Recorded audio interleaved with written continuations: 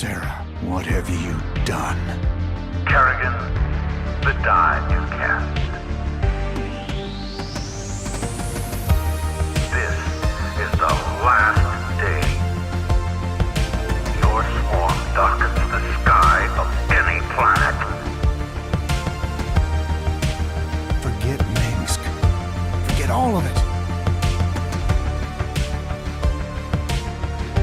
When we are done here, I will return to my people and accept their judgment.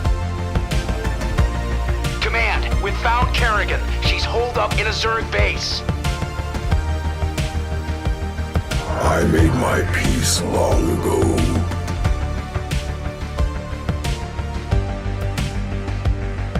Consider it done. For ire. Indeed.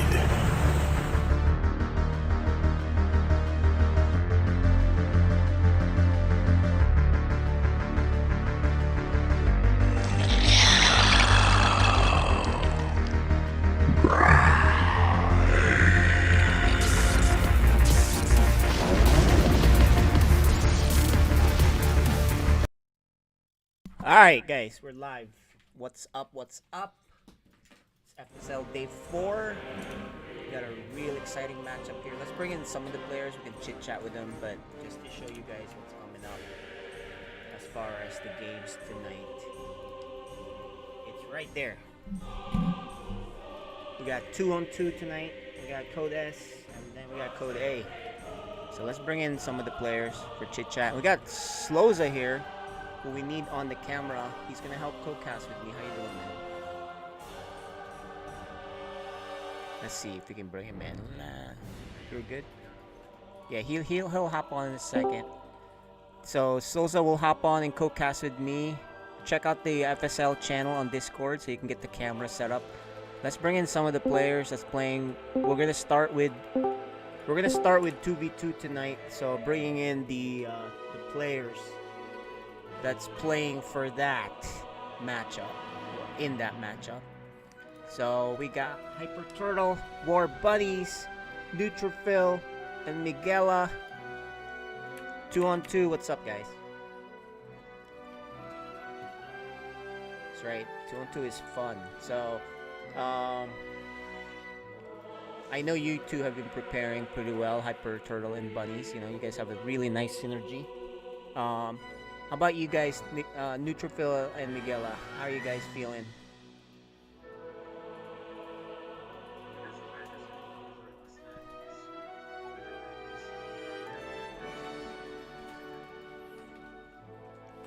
Gotcha. Miguela, how are you feeling about tonight?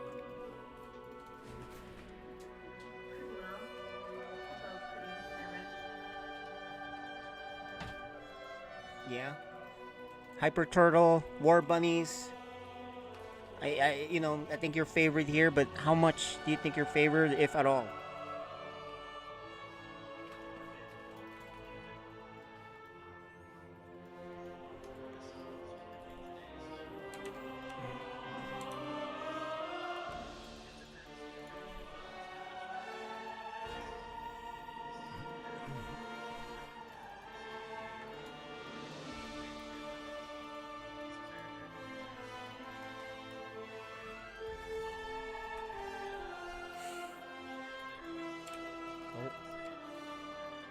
Hey, hold on, guys. There's something going on with the stream where they can't hear you guys at all.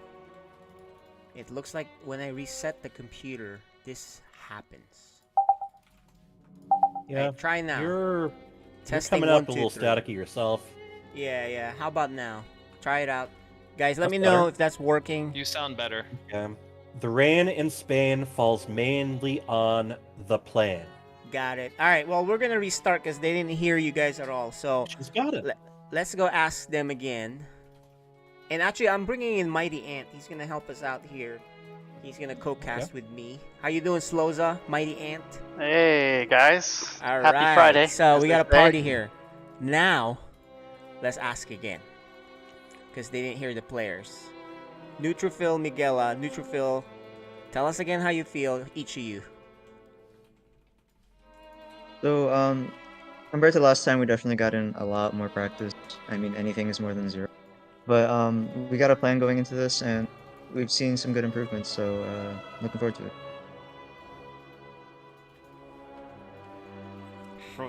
Nice. Nice. Miguela? Yeah, what EJ said mostly. And I do feel really good about this, since we kind of practice and like we have a plan now, unlike last time. And yeah, I do kind of feel that. And last time I talked to Hyper Turtle War Bunnies, I think Hyper Turtle said, "Are we favored? I don't know." And then War Bunny says, "Well, I wouldn't count him out because neutrophil." You want to re-explain that? That's what I got the last time. Well, Yeah. I mean, we've definitely had some team matches against Neutrophil and partners before.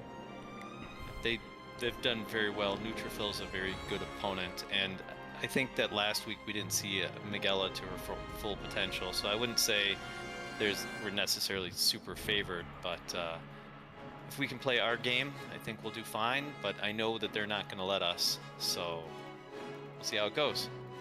Yeah. Sloza, you got any questions for these teams? Not at the moment. You Still know setting them. up. You played with both yeah. of them. Who do you know? Are you excited for this? I guess I'll ask you when they leave the chat. Let's talk about it behind their backs. Oh, okay. I'm good with that. Yep. Miguela, you excited? You look excited this time. Yeah, I am. Yeah, you are. All right. Well, you know what, guys? One thing, though, too, I want to announce before we get started is not just the map pool, but we do have the Patreon, and those in the Patreon that supported us, as you can see here, will get an FSL shirt. Hey. So that will be there for you if you go to the Storm Cup event. Nice. So you're gonna, we'll coordinate later and get some sizes for you. So if you guys want to check it out, Cool. the Patreon is patreon.com/SciStorm that supports our tournament prize pool, etc. But that will be the concept shirt. So it's kind of cool, isn't it? But all right, well, back to you guys. Any final words before we get going? Good luck. Yeah, good luck. Good luck. Good luck, guys. All Can right. you link Yeah, that in the chat? So by you the guys way? can just head on to a different chat now. And then me and Sergio will chat about this game.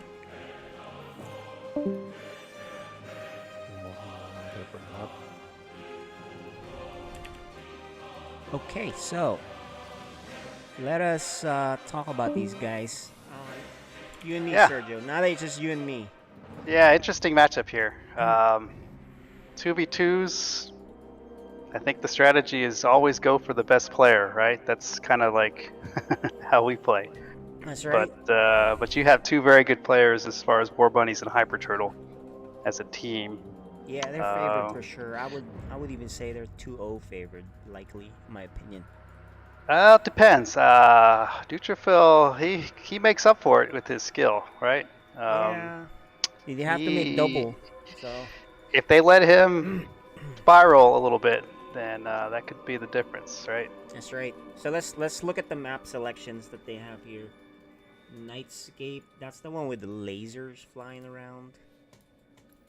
Right, we see that one. It looks like we don't have an admin. So why don't you talk about the maps while I create the lobby? We don't have Whoa. an admin. Where is these? I was looking for the new. Is this the new maps? I think they're the same as before. Yeah. Oh, 2v2 map. Okay, that's why. Yeah, Yeah. So I haven't been playing as much 2v2 as I'd like to. We've been off a couple weeks, but let's see. I guess shared base for the first one. I think that's good for Neutrophil and Miguela. But then once you separate in the second, Arctic Dream, I think that's where you could take advantage of one of the players on either side, right? So, Yeah. and then who knows with the decider match where we go with that one. Yep. But I like the shared base start out with. That's a good kind of a warm-up game. Yeah. To So I'm start with. inviting you to the lobby now. Okay. If you And Oh, sorry. Yeah. Yeah, I just set up my new office here, so you can see window in the background, and nice. I was scrambling to set up. I just Yeah, got back I don't know. It's good. not that long ago. So yeah, they can't see you right now. I'm not showing you guys, but if you want to That's see okay. his setup, let me show him real quick for you guys to see.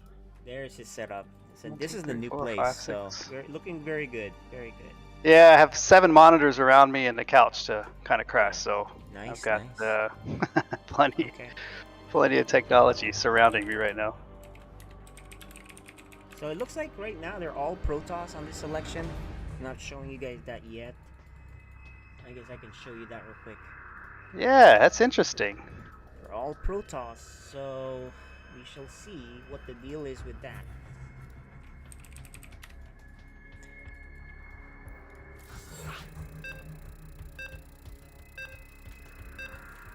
Yeah, PvP.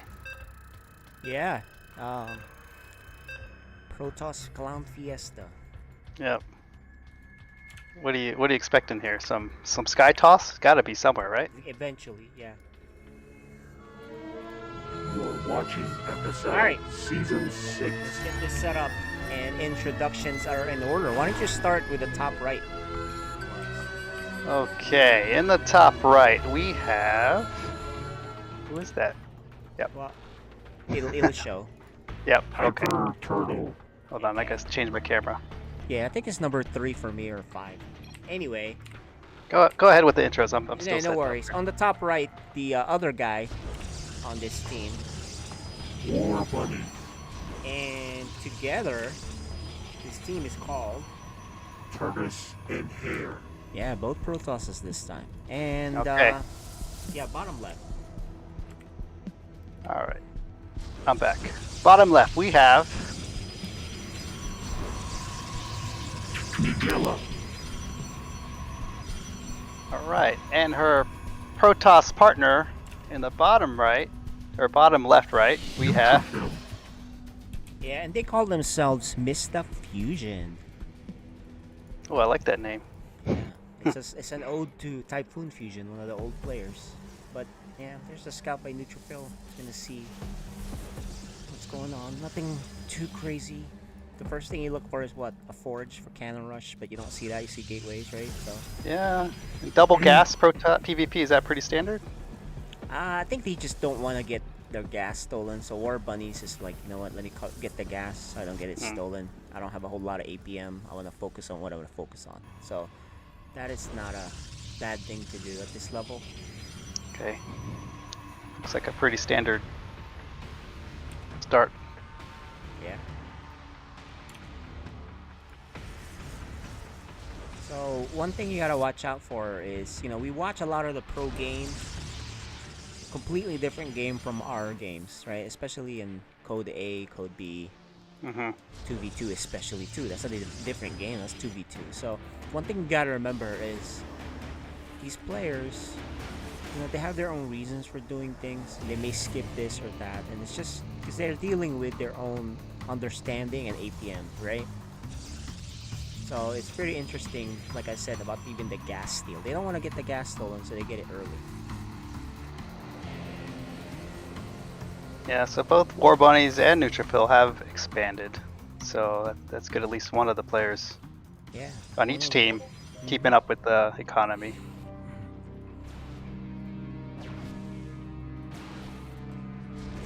So one thing we gotta watch out and pay attention to is the quote weaker player on a team. You gotta pay attention to their supply that they're keeping up, right? So right now, Miguela is a little bit behind, but she's doing a lot better than previously. While War Bunnies, he's not the super fastest dude, but he does get into Sky Toss. But actually, we got a reverse here. They're doing not reverse. Both of them are going Stargate. Huh.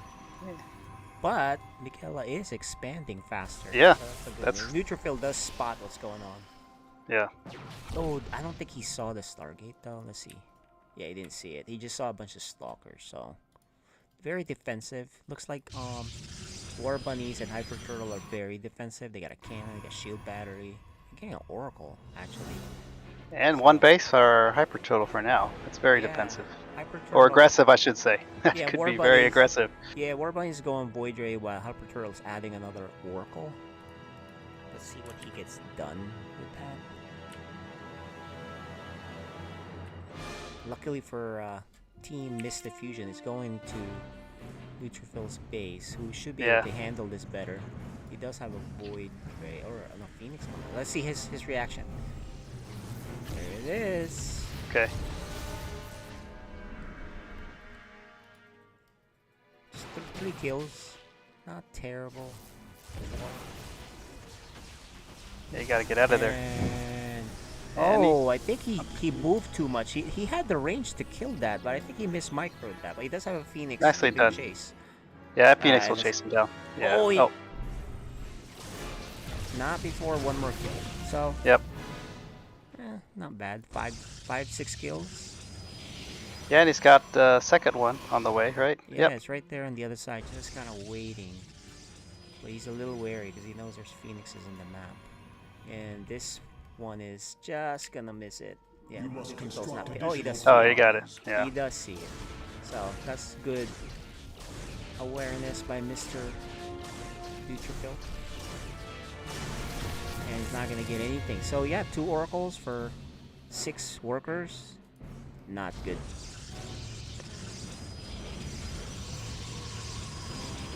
So getting in the groove here, man. Miguel's got our base set up. Mm-hmm. More Void Rays for Tortoise and Hare team. For Neutrophil's team, what are they doing? Looks like Miguel is going charge. From what I see, yeah, charge. And then Neutrophil is going air with Phoenixes. Yeah, that looks like a good combo. Yep. Yeah. And look at this. I like this. Hyper Turtle and them got the base opened up already for the gold. You know. Ah, but we Wow. have the third. Oh no. Oh Yeah. Yeah, let's see. When will they spot it? There is a probe by Hyper Turtle ready to catch incoming. And he's not shooting it. In fact, they're all it's almost like they avoided it on purpose, which is kind of funny. Now he's gonna know. Yeah, Alright, he's so now they know. And we have that remote base coming up on the top left. So Yeah, Neutrophil likes to do this. He's going his Phoenix on the other side, but then they run back. They didn't want to go in and attack. I think they could have done it, man, but they ran back, right? Look at the army. Okay, so Neutrophil instead is gonna harass with the Phoenixes. yeah, that's a good call. There's a lot of airspace on this map, so you can really be caught out of position with Phoenixes. Yeah, and look at that. Not bad. Killed quite a few workers. Oh, an isolated RD Void Ray. Yeah. But he runs back. I think he could have taken one, but he just didn't feel like dealing with it. He's gonna run home. In the meantime, they got a nice force here, but the macro is what I'm scared of, right? The Team Hyper Turtle and War Bunny's macro is better than the combination of Neutrophil Miguela. Oh, and look at Hyper Turtle spotted it. They spotted the hidden base. Oh. Let's see what he's bringing over there. It's not going to be enough. It's not. You can't trickle in like this. And Miguela is actually on the Neutrophil force here with Miguela is in the middle. Yep. And he's gonna kill more workers here. In the gold, which is much more important. And all the Phoenixes get away. I tell you, Hyper Turtle's Sky Toss is starting to look kind of scary there, right? Yeah, this is where Neutrophil needs to be transitioning out of this Phoenix thing. I think it's soonish, or they need to go attack, because supply-wise, they together they're a little bit higher, and then of course as the Sky Toss gets better, it's gonna be tough. So I think they're gonna do it now. Here it is. Yeah. Here's the big attack. Okay, this is a good 2-on-1 attack for now. Yeah, that's a good point. In 2v2, if you catch someone 2-on-1, you have a huge lead. and they are gonna kill that base. But Cancel. can they do more? I think they need to do more. I think they have enough here. Yeah, I don't see any shield batteries on that front base. Could be. Just yeah, Oh, there's just a one. little There's bit one. back. Okay. Yeah. They're focusing on the air, the Phoenixes are, because that's the thing they don't really have a full answer for. The Stalkers are not shooting together properly. There you go. You Oh, the got it now. overcharge. The Yeah, overcharge is there. done. More charge slots are here. Yeah, I think they need to do more. Scary. I think is it's when close, they're- but yeah. There you although go. their economy is looking much better. Yeah. Oh, Slight this is a advantage. good pickoff. Now there's only 2 carriers. They own the ground. Do they have enough for the air? I think they do. Here comes air support. Yeah. I think they're gonna pull it off, guys. It's, that is a well executed attack. Yeah, they caught him. Oh. They caught him. They steal a game. Yeah, that was a good game. That was well executed. It's just Yeah. one of those positions, right? Their RB was together, and the other one was kind of, I think, with the Phoenix play, kind of separated them a little bit, and that was enough to come in and get the 2-on-1, right? I think they wanted to just get a game in where they're Protoss, but I don't think they're gonna play Protoss the rest of the night. Now they're gonna be like, alright, we gotta take it seriously here with a game we must win. Arctic Dream is the next map. So I expect them to go back to their either Zurg Protoss combo or Terran Protoss combo. I think it was Zurg Protoss combo, right? Yeah, they've done. Yeah, the Zurg Protoss combo I think is the most formidable from their team. Yeah. Alright, so let me set up this Arctic Dream map, which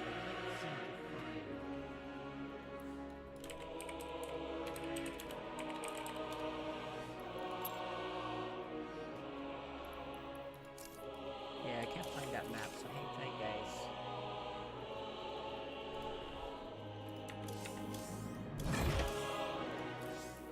Oh, there it is. I was on the wrong thing.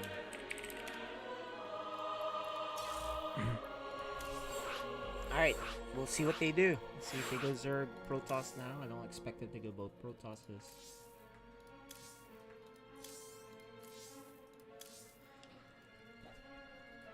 I don't think Neutrophil should get a secret base anymore. His gig is up. Everyone knows he does it. Well, they knew it, but they couldn't take advantage of it, right? The Phoenixes Yeah, were in the right position. It was inconsequential because Neutrophil only had like 2-3 workers there anyway. He wasn't. That really might actively be- probing it. I tell you, that might be a genius strategy. Pulls Sky Toss on the other side over there, and then they come back around, and then they hit the 2-on-1. You So think that's we what got. they were doing? I think Neutrophil had that plan in the back of his mind, but we could ask him about that. Nice. Yeah, we can ask him later about that. So, yeah, looks like they're gonna go Protoss Terran. Well, no, actually, I don't know that. Because I moved them up. And what happens in SC2 is you move them up, they select Terran, right? Yeah. So okay, there. PvP. All Protoss again? What the heck? Alright. Okay. Okay, I guess I was wrong. Let's see what happens here, man. Now I think Mr. Fusion has a chance. They didn't look that solid in the last game, right? So yeah, Arctic Dream is the map, guys. We're about to start.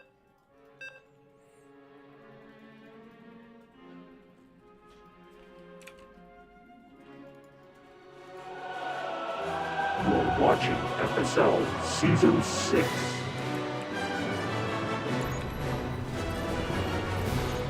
Alright, let me get this intro started in the bottom right. Protoss player. Hyper Turtle.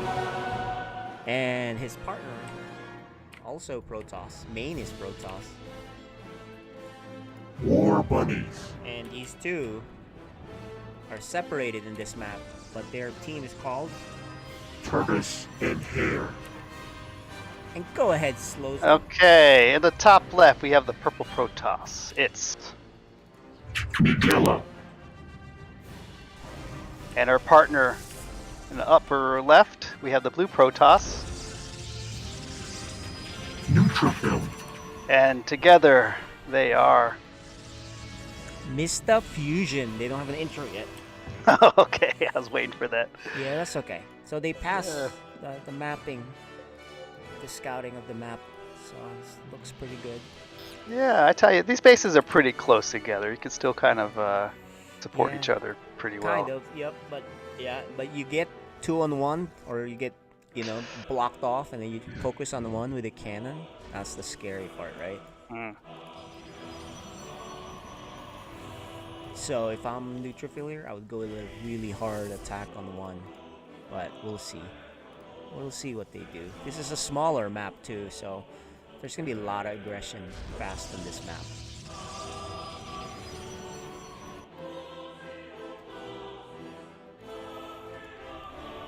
Hyper Turtle keeping a close tab. That everything looks normal so far though. I tell you, let's see. War Bunnies is starting out with 2 gates, right? Yeah, he usually. I don't know if he likes to rush into air, but this time I think he probably should get a couple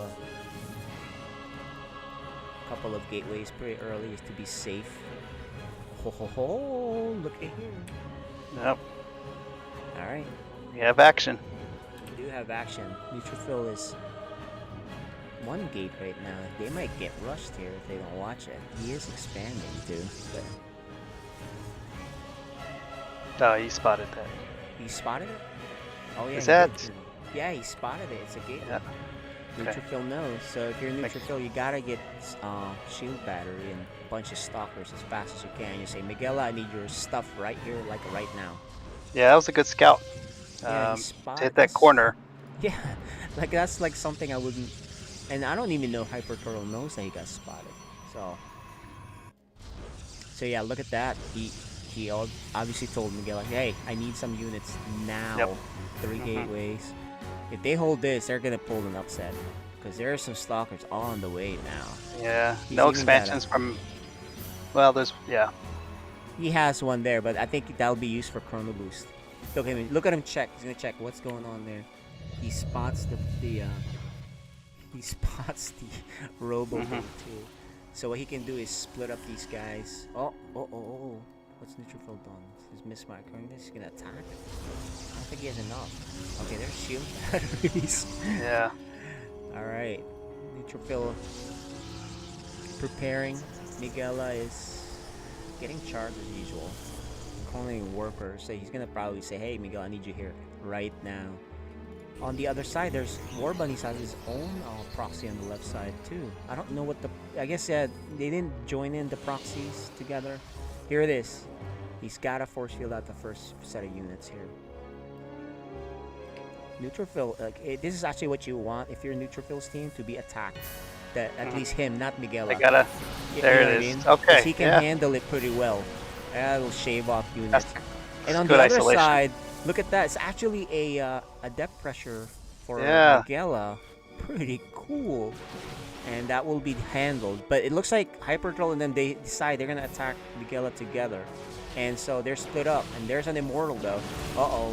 Neutrophil is splitting up these forces. And he's going to back up. There's also a Void Ray for Neutrophil here. Miguela is getting 2 versus 1. But they're getting... This is crazy, man.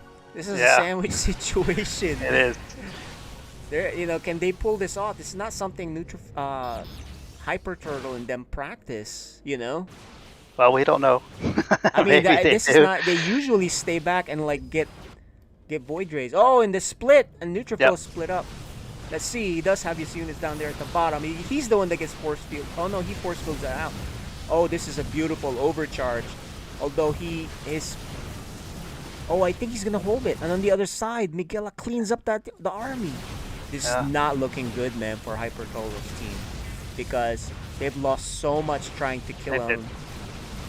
Big and commitment. They only have 1 base, right? Yeah, big commitment, exactly. Oh no, this is not good. Yeah, they're gonna give up. They lost too much. That's a good hold. What an offset tonight. Totally not what I expected. I'm not surprised by this. This is without strategy. Yeah, if I had known they would then go an all-in game 2. Miguela. you know what I mean, then maybe I would have changed my pick. But it was surprising. But let's bring him in. All right, we got the players here. Let's start with, Tortoise and Hare. You guys decided to go Protoss. Tell us about that. Terran shield batteries. It's also what I've been practicing more. I see. So you're diversifying what you guys are trying to do. That makes sense. Or limiting it, I don't know. It didn't look so good. Yeah, actually, the first game was okay. You just were not just ready for a big thing. I think the second game I was not a big fan of. The all-in didn't look good. Tell us about that.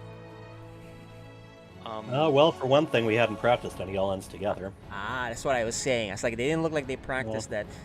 Are you guys just kind of like, let's have fun in this first match? Or what were you guys, what was the thought process? First match, the second one. It's a long season, so. I don't know. We wanted to try to cripple one player early on, but Neutrophil did a pretty good job covering her. Yeah, and on the other side too, Miguela handled the depth pressure pretty well. I was impressed with that. What do you think about that, War Bunnies? That was a throwaway. I was just seeing if she was going to. I see. David picked an odd spot for his proxy, and so. He got spotted early. That's a very good point. Yeah, that wasn't. As soon as it was there, You didn't have a good feeling. No, I wasn't big on it. I mentioned it. Yeah, we were on a timer right away when that happened. Right, like the scout path on the way back, there's no way that wouldn't have been seen. Yeah. Well, once it was seen, you had to commit, right? So let me ask you this, War Bunnies. You did a proxy on your own on the left side, and you didn't join him on the other side. And tell us about that. Well, that's... See, I didn't realize he wasn't going on that side. Trying to pick a spot that was out of the way. He picked into... The spot he picked didn't allow me to line up with him, so you kind of had to be...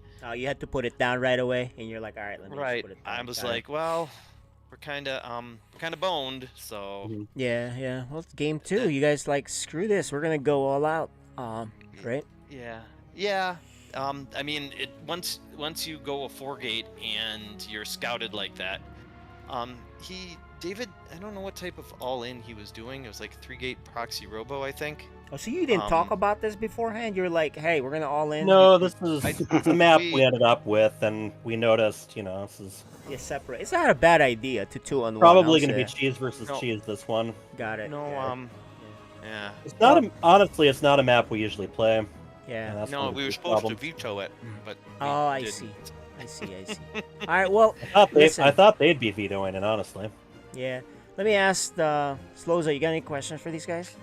Yeah, no, I thought that was actually pretty well done. I think this the all-in on the second game, you kind of split up a little bit, where the Sentry kind of caught you on the ramp, right? I think if you would have been together instead of kind of splitting up, it might have been a slightly different outcome. But it was good defense by their team, right? I think you also had a question about the 2 gases early, right? Yeah, I just wonder if that was pretty standard for 2v2 PvP. I don't know if there is such thing as standard for 2v2 PvP. Well, on a 4-gate, that is the timing for you go pylon, gateway, gas, second gate, core, proxy pylon, proxy in-base gate, out-base gate, and it should all line up at 3:30. Yeah. Got it. I see. Okay. So that, yeah. But well, we'll come like back to you guys. Let's ask Miguela here. Miguela, how you feel about taking this game and series, the games and series? I feel very happy because I haven't really won a game so far, and I haven't played StarCraft in a while, So how did you think you pulled it off, contributing to this win, though? Like, what do you think improved? Because obviously you can't just say, oh, I happened to win without contributing, right? You did something. What do you think you did? I I think hard question, but like I think I did, like most of the I think I know that I did most of the ground units for the second one. Mm-hmm. Oh well, the first one I think, and then I kept pumping out some units across the map. Got it. Neutrophil, I think you're pleasantly surprised you guys won. What do you think? Honestly, I was surprised the games went that fast. Miguel looked way better during our practice games, and like during our first match, she played so much better than the practice game she played right before. I was just so happy for her, and I was just like like complimenting her. Her macro was like so much better, Nice. and I think she really did her part there. Yeah. All right. Sergio, you got any questions for either of the teams? I do for Neutrophil. The hidden base.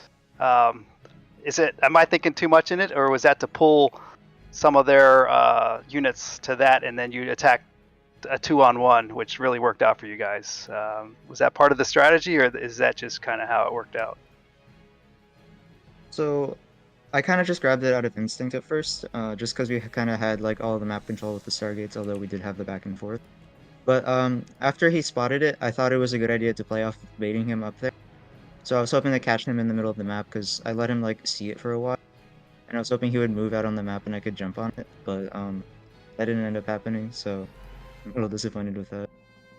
Yeah, no, I think it worked out well. I think once we saw that they spotted it, we're like, well, they're gonna try to take it out, and then all of a sudden you were on the other side of the map with Miguela, kind of caught them out of position together, right? And I think that was the difference, and you guys were able to pull through. So, congrats, well done. All right. Well, guys, it was good seeing you guys play. For Hyper Turtle and War Bunnies, you guys are probably gonna recalibrate. I'm sure it is just one game. What do you guys think? Yeah, I think we'll do just fine. I'm thinking about my one-on-one match. So Oh, that's right. You have a nice I big guess match. we'll have to figure that out. All right, we'll talk about it later. But that'll do it for the 2v2 guys. So see you guys later, and we'll see Hyper Turtle later. Yep. See you guys. All right. Good game, guys. Yep. GG.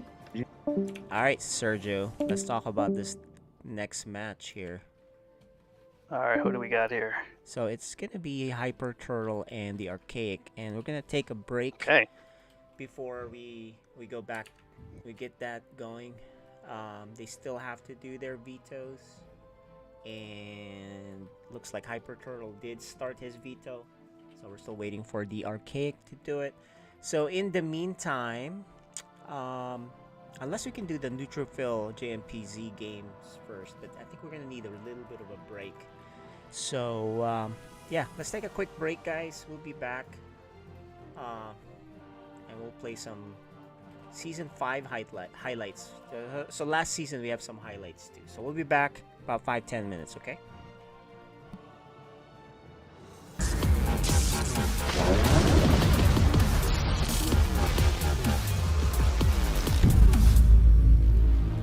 Match and just give Oh, him and some he's gonna pointers. throw it in there, and he can't throw units into this meat grinder here that is Terran. And they're actually in move command there, so they weren't fighting right away. No, he's not even gonna get one medevac. 74 supply of army versus 22, and he only has lings coming out, so it's just not mathematically possible for him. The macro was decent. He chose the right race for it, macro, but he's got to have the right units. And look, Yeah. I don't even think they killed one Marine there. Yeah, no, yeah, this is it for Cloak in game number 1. Hopefully he draws Protoss in game number 2. I'm not even sure where he's at with Terran, so let's just hope it's a Protoss in game number 2. It's just not. Alright, Let's see him. Does he get He it? knows. Yep, he actually gets it in time, so he's not gonna be bum needs a rushed tank. here. Yeah, he does need a tank, but that's... Look at No, Fenrir. it's He gonna get- finally no. gets orbital. No, he moved up his mine and got Oh, picked he off, moved so... it. Oh, I missed that. But hey, if you move it, it gets shot. You just need to get one thing off. Yeah, and that's Good luck, have really fun, gonna do it but for this. GG. Yeah, so he needs to know how to deal with this, and unfortunately, he lost that game rather. So GG. Let's talk to our players here.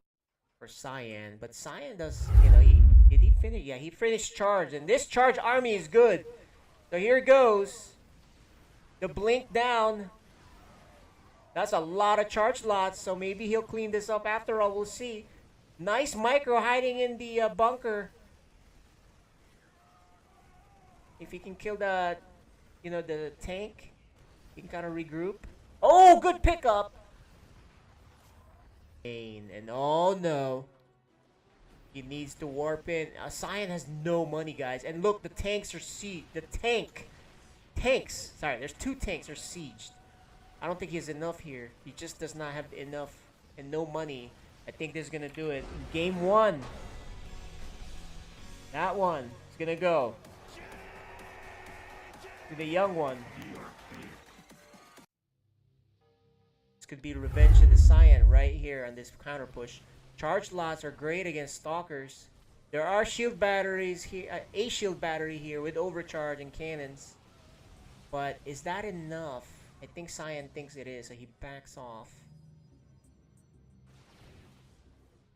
Did he lose his, I think he lost his observers too, so these DTs, well, never mind, there's a cannon there, but these DTs, oh, never mind, there's a cannon there too, but you know, the army here is just so strong for the Cyan.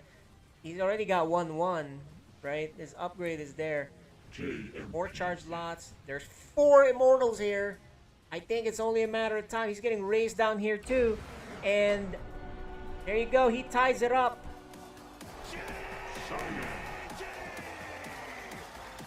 He has his own charge lot, but he's going to go sneak in the back with his own Void Race. He's got to be careful not to take a bad fight here. And yeah, this is a good pick off, but he better run away as soon as these Void, because he cannot afford to lose this. I would recall. Oh, but no, there's a shield battery. That's all about the shield battery, and you know he sounds slow because he used this thing, his little prismatic alignment, and he loses all the Void Rays. I mean, for what? Killing a few pylons and some Void Rays. That was not good. And oh man, why is he fighting? Oh, he's gonna send everything? Why? No! No, you don't have the advantage. Why? I don't know why Cyan thought he could attack. He only had 2 carriers. That was a terrible decision. I don't know if that was a misclick or what. Oh man, he's gonna lose everything now. And there's a big counter. He just kind of, he threw the game right.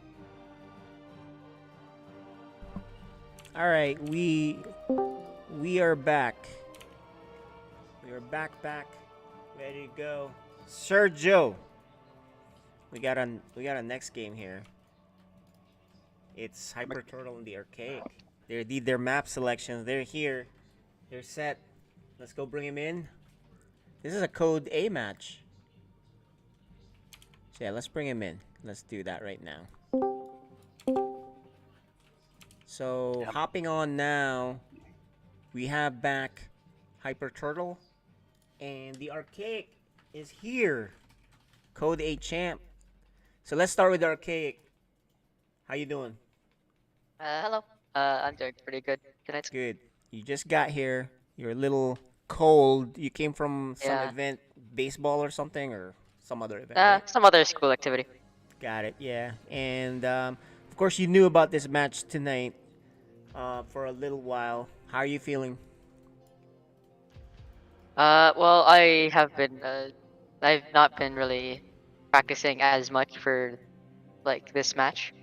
Only because I didn't really have time. Yeah. But I've been playing a lot of campaign for recently. You've been playing a lot of campaign. That kind of counts, doesn't it? That helps a little bit, right, with mechanics. It helps a little bit, yeah. Yeah, that's good. That's good. Sloza, you got any questions for the Archaic?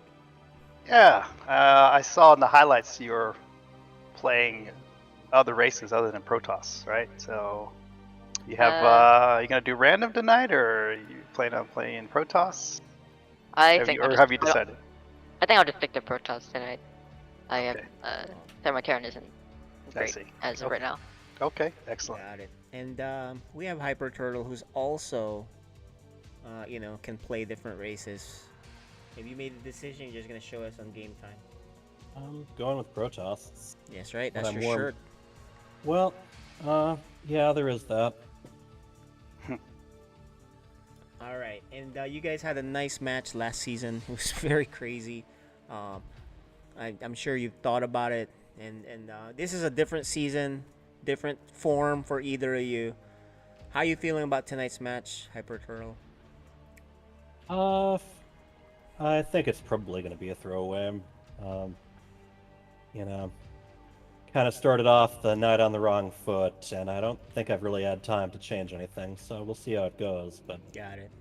I'm not aiming too high right now. All right. Well, even though you're not aiming too high, one thing you are is you volunteered to help us out with our Patreon, right? And so one of the things before we get started is I gotta show you guys the shirt, which we kind of alluded to. I'm actually wearing it.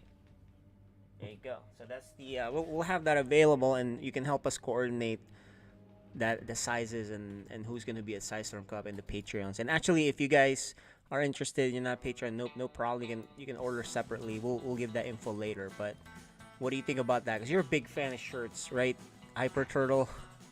Yeah, I don't like to stream in the same outfit too many times in a row. There you go.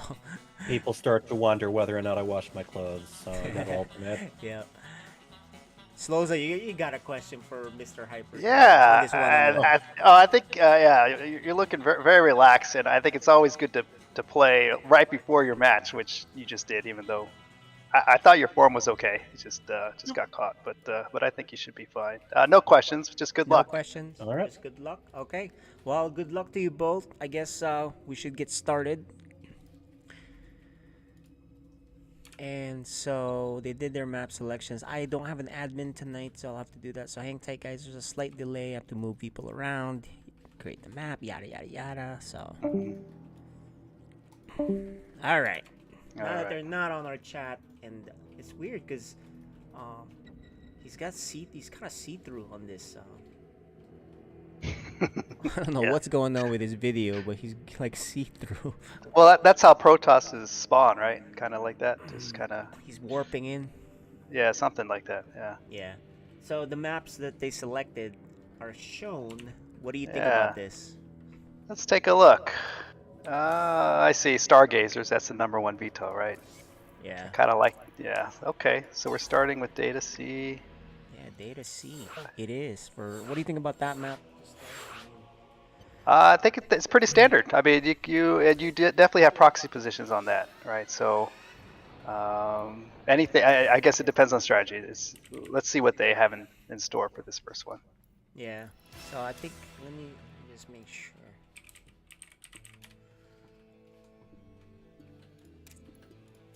Okay, I'm gonna invite you guys on that. I have to make sure that I did the Observer Plus. Mm-hmm. Oh, That I'm would see a sorry. lot of cool Make it there. stuff. Let's see. Yep. And the players are already excited. Who do you favor in this? I gotta give the edge to the Archaic, right? You gotta. Yeah, he You're the he won you're the last time. champ. Yeah. Right. You're the champ until you get knocked off. So.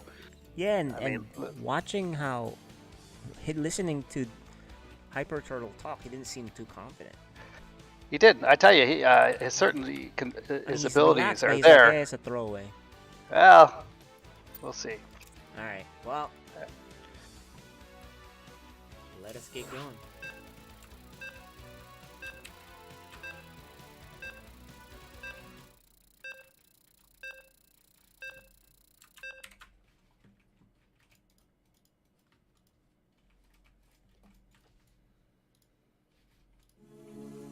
You're watching FSL Season 6.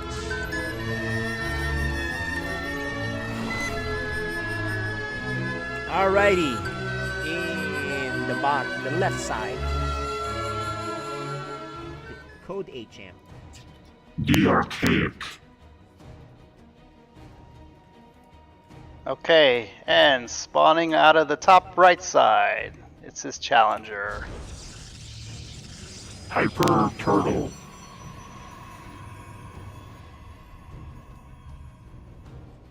Okay. Look at this fast scout. The Archaic's like, pylon scout. It's not a cannon. Yeah, that's. Right? So it's. I think he misplaced this gateway and an extra hole here at the bottom. Well, I still got the ramp, right? This. I guess it's fine, but. Yeah, 2 ramps here, right? You got the bigger one at the bottom, so. I guess. He's gonna steal your gas if you don't watch it. Yep. Told you. This, he does this a lot. The Archaic does this. This tilts you. I know he did this against Little Reaper, who had a plan. Sorry, I was about to cough. I'm still kind of getting over things. Okay. Yeah, with the. Well, we know in PvP, double gas to start off with, you know, is pretty standard, I would say, right? So yeah, so what I'd like to do here is, if they steal the gas, I'll make a zealot or something just to kind of get that killed off faster. Looks like he's holding off though. But right. he's not doing that. So I guess he could just take a faster. Oh, he is making the zealot now. Because you really need that second gas. Protoss needs that second gas, like faster. You know what I mean? So the Archaic is watching, saying, "Okay, what are you doing after me stealing your gas? What's your plan?" The Archaic is on one gate.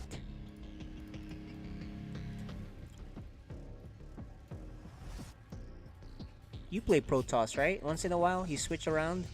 I do actually. Like I've been playing lately. 3 gateways, dude, and this is in front of the Archaic, so he knows. And he's gonna hopefully wait until that thing. Yep, it's gone, so he doesn't see the twilight. But that zealot should start working on this. Oh, he has 2. So actually, the Archaic knows there's 2 gateways, man. I mean, 2 zealots. That's quite a commitment. Yep. Well, 1 gas. I mean, charge lots. That's really. Yeah, it's gotta be a charge. Idea, right? Yeah, yeah. But the Archaic, look, he's like, whatever, dude. I'm still gonna expand, and he's still on 1 gate. That's crazy. But I mean, I guess it's not that crazy. You get shield batteries up front and just kind of hold off to their life, right? But I would not probe up too much. Yeah. Well, you can get overrun. You will if you're not careful. Yeah, exactly, you can. And look at that. We already see a proxy pylon. You know, this is one thing with oh man, he's really not playing well. He's got 2 probes. He's sending 2 probes and he's on 1 gate. So I guess, yeah, he's just gonna go 4 gate, 1 gas, charge lot all in. And he's gonna do it off the closest proxy I've seen. This could actually work. I actually don't mind him doing this. And look, Hyper Turtle realizes he sent 2 probes. Like, oh, what am I doing? Yeah, he did. Yeah, he really meant to send 1, but that's fine. You know, this can run you over. He might even do a 5th gate. So he's gonna do 5 gate, charge lot all in. Oh, dude. And he's supply block right now, but hopefully, there it is. There's the 5th gate, but he needs to make more gateway. I mean, more supply if he's trying to. And there you go, the scout by the Archaic. Yeah. He's not gonna see it until it's late. He's got to get that extra shield batteries up. Yep, Charge is almost done, man. You know what? Even if you have shield batteries, dude, this is just a numbers game. And Charge is about to finish. He actually attacked too early. Then he's gonna do a surround. I think that was okay. Yeah. Yeah, and there's more charge slots. To me, I run back. Yeah, this is not a bad idea. Let the charge. Big Immortals out. Yeah, big Immortals out though. Yeah, but charge slots actually wreck these things. They do. Okay. And there you go. I mean, he used the overcharge already. And look at the surround. This is beautiful. I think this is the right decision by the Hyper Turtle guy here. Look at him crush this army in GG. Yeah. Just like that. Big smile on his face. Yeah, that was the right move. It was a steal. That was beautiful. Big brain, steal my gas. This is where I'm going, right? I like it because he also I don't need that second gas. I'm just gonna hit this guy. That was a beautiful play. Yeah. And yeah, man. I think Archaic that second scout to see what was going on. He was a little late. Yeah. Yeah, if anything, try to wall off with those charge lots, right? Yeah, make a wall with gateways and force field them out. That's really what you should have probably done. Yeah, nicely done by Hyper Turtle. But, he didn't know what was coming. We know. But the problem is he probably should have sent another follow-up scout. It was on the way. Too.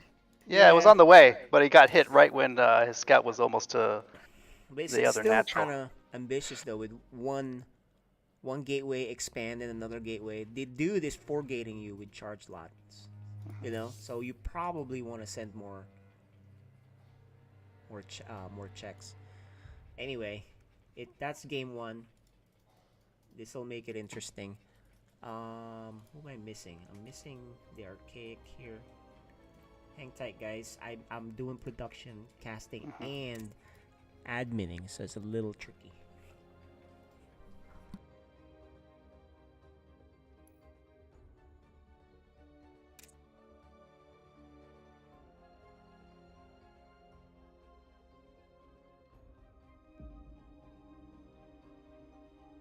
Alright, so we got the game finally loaded up.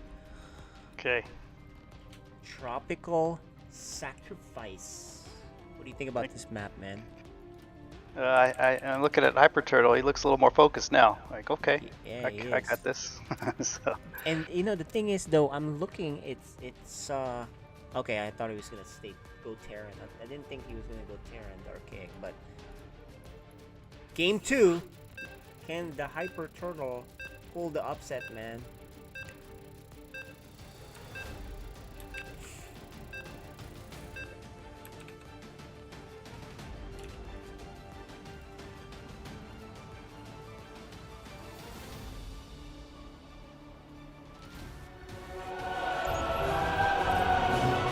Watching FSL Season 6.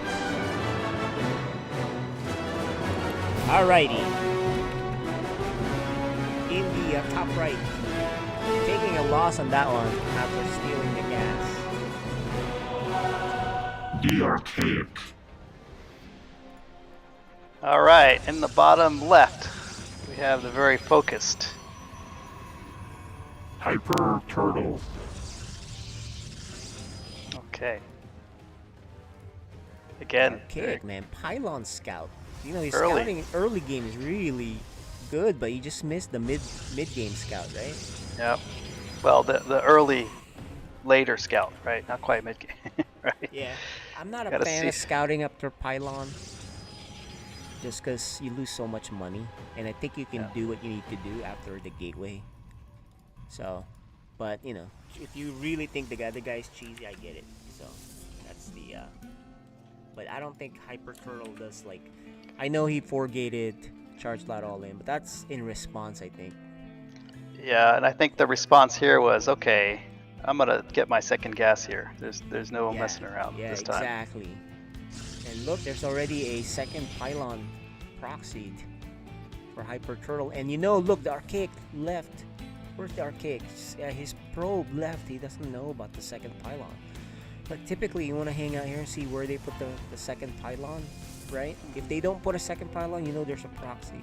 So he left kind of early, but instead he is actually just going to look around the map for a proxy. Whoa, and he might spot it. Look at that. We'll see. Let's look at his vision. Can he see that pylon? Is he close enough? Oh, he changed it. He changed. He took control. He did see the second. He did see the second gas, so he did scout that. Yeah, but he may think that's because of the gas steal, right? Oh, he's gonna see it. No, he still doesn't see it. Luckily for Hyper Turtle, he has not put down anything. Yeah. So that's why he never saw it. Oh, and he does put it down. Now he would have seen that. Oh my gosh. The Archaic, unfortunate scouting here. And the thing is, you say, oh, I scouted already. There's nothing there, right? So that's even worse. Meanwhile, Hyper Turtle's probe is trapped. So, that's unfortunate. Yeah. But it's just a single Stargate, which if he does an Oracle and kills a lot of workers, he's on his way to win the game. Like he can literally kill. Well, there's never mind. There's Stalker in here, so maybe he can.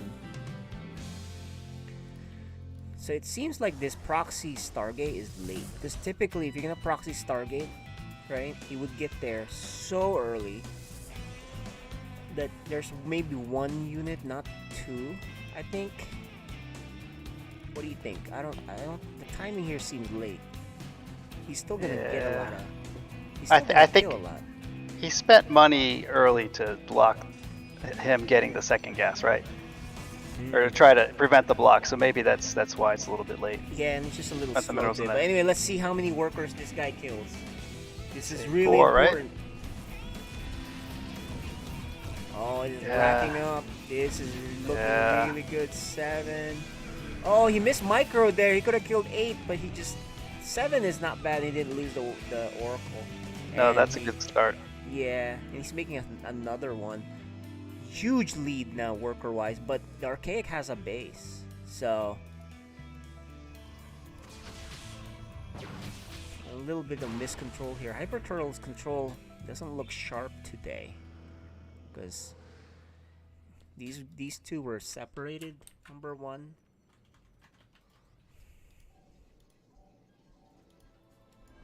And he needs to, both of them need to go together. But he's kind of just has them separate like this. And there he is. He activates on one probe. He needs to do more. I mean, if you kind of line them up together, dude, you can kill so much. But now he's going to have them all separate.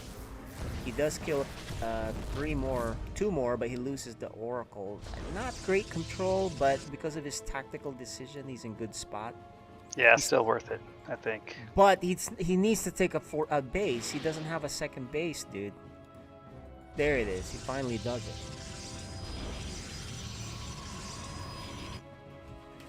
Right now, 10 worker lead.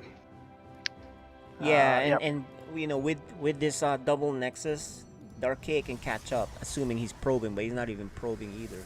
Because he's so concerned about this attack by Hyper Turtle. Oh no, Hyper Turtle, you need to run back. You can't fight this. Is he gonna lose this, bro, boy Dre? He gets away.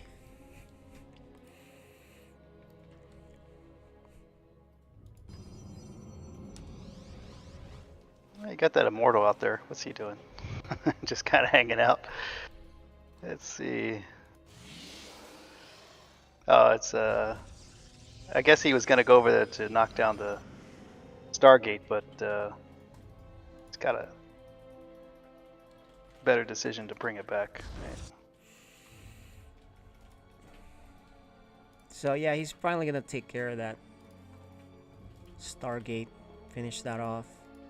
Hyper Turtle's base is finishing. And look, the Archaic already caught up in workers. It's only down by 4. This is the value of getting a Nexus faster, right? I think this would have been an awesome spot for Hyper Turtle if he had just created a Nexus. So yeah, I mean, War Bunnies is correct. They didn't probe for a while, for 3 minutes. However, when they did start probing, the Archaic can make 2 at a time. And look at him catch up. He's only 3 workers behind after all of that. After 9 workers killed. Yeah, 3 workers and yeah. But Bigger he's army. getting +1. He's getting a Dark Shrine with Blink available for him. He's still got the lead, that's for sure. So and he puts this is very nice. He's got a stasis ward here. But we know that the Archaic is not attacking right now. Yeah, I like the location though, but does that time out after a while? Is that? Yeah, you can see the clock timer run out. It's running out. So I don't know how long it is. Maybe a couple of minutes. I'm not sure. Okay. Maybe a minute. Probably a couple of minutes. Looks like. So Hyper Turtle still has 1 Oracle. He needs to keep this alive.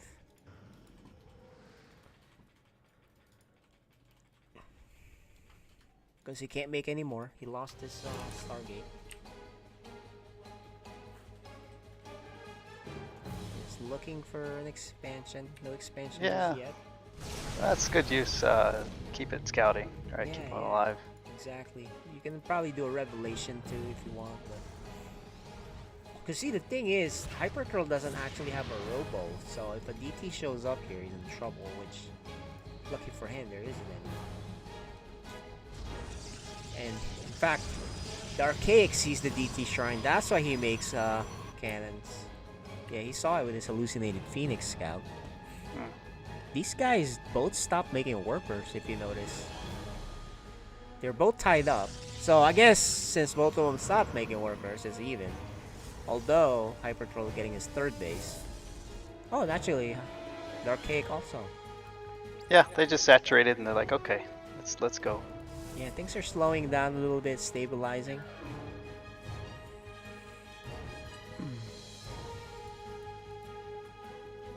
What a game. Like, this is a pretty decent game here for Hyper Turtle. It is. I like the DTs he has on his side right now. Yeah, you can't touch him right now, because although now there is an observer for the Archaic, so that's good. But he needs one of his own. He doesn't have a Robo still. So the Archaic, if he does go DTs, can make a difference in fights. Not in the bases, because Hyper Troll has cannons, but... And how about upgrades? Let's see what the upgrade situation here. 2-1 upgrade lead for Hyper Turtle, and he's got charge also. So he's got a nice... This is a nice game for him. And he's even got Archons coming. You know what he says? Forget this DTs. I'm gonna make Archons. I like that. And look at him chrono consistently. Well, somewhat consistently. Look at this upgrade. Upgrades. +3 now. Yep. And the Archaic is chronoing his +2, so he's one behind. Worker-wise, 3 worker lead for Hyper Turtle. He's just kind of content sitting back. The Archaic now has 2 Robos. He's gonna pump out a bunch of Immortals. No Disruptors just yet. More Gateways. Yeah, Hyper like Turtle, look at that. Very active scouting, man. Yep. Now looking for a 4th.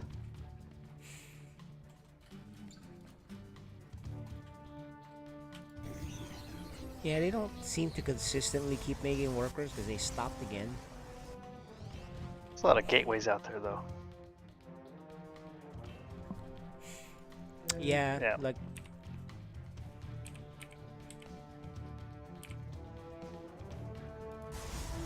So as far as unit count here, it's hard to say.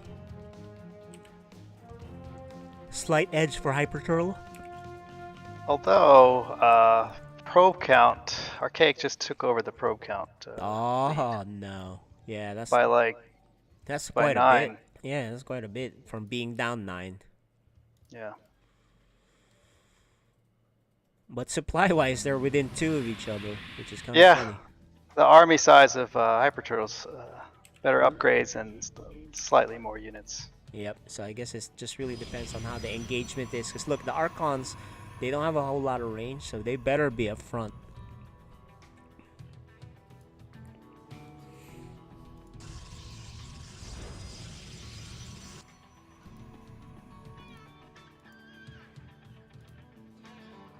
Oh, Disruptor. Okay, I like that. So Disruptors now for the Archaic. That will change the game. Because listen, these Archons are slow, man. Hyper Turtle's window. Although it's hard to bust in there with all those shield batteries. Hyper Turtle's units are becoming obsolete. Alright, and look, the Archaic's getting a 4th base. Just like the... Oh, they already had it. Never mind, we totally missed that. How do Archons fare in like the later game? Are they still viable? Well, they're so slow. They're really good if they can get a fight in. But listen, the guy has Disruptors. You know, what are you gonna do? Hyper Turtle tries this DT thing, but there's enough cannons here. The Disruptors will wreck you because they don't move fast and they have very short range. So they're becoming obsolete. There's 3 Disruptors here already.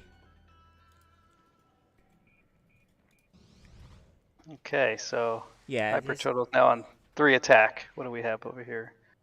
+3 versus +2. Hyper Turtle is down workers and down technology. He had the lead, but the mid game to late game, he just kind of hit a brick wall here.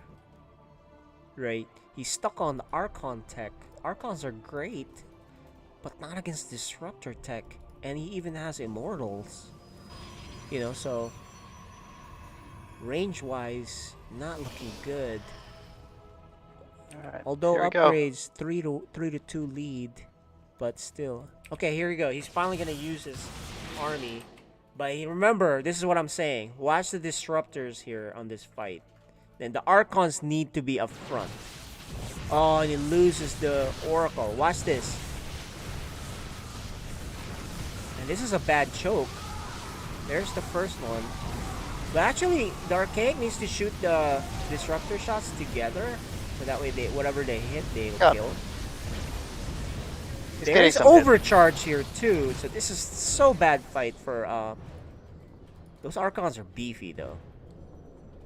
Yeah, they're still pretty even. Yeah, you know, the one thing I noticed is the Archaic really needed to shoot those shots together. So that way, whatever they hit will just die. Just he hit, but not. They weren't direct hits, right? Yeah, they hit some, and then they re-healed back, and then they hit another one. So if you shoot 2, it kills whatever. There, that's a good hit, right? Yeah, it's not a good hit, and also is against 1. So, okay, the Hyper Turtle knows you can't keep making Archons here. Actually, the Archaic is still making just Immortals. I really think he should make more Disruptors in this phase. He is upgrading. 3 to 1 upgrade lead for Hyper Turtle. Hyper Turtle's still in a decent spot here. You know, the Archaic is not pushing this game, man. They're so careful. Yeah. 3-1 versus 3-0. Okay. Yeah, and Stargate's now being made by Hyper Turtle. And for the Archaic, he's... Okay, there's more Archons. I mean, more Disruptors. Disruptors, yeah. Yeah, so this game may change quite a bit if Hyper Turtle somehow gets to the Stargate stage of this safely. But that's going to be a tough task, man. Look at this big army coming. I don't think he has an answer for this army. And he's not even there to take advantage of his overcharge. And watch these Disruptor hits. Oh, wow. There you go. And those are a lot of Immortals, dude. This is not a good fight for the Hyper Turtle. He hasn't even shot his 3rd Disruptor shot.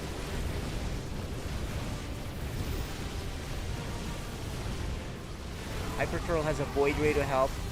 He is gonna push this back. I'm a little confused how that happened. He does have the upgrade lead.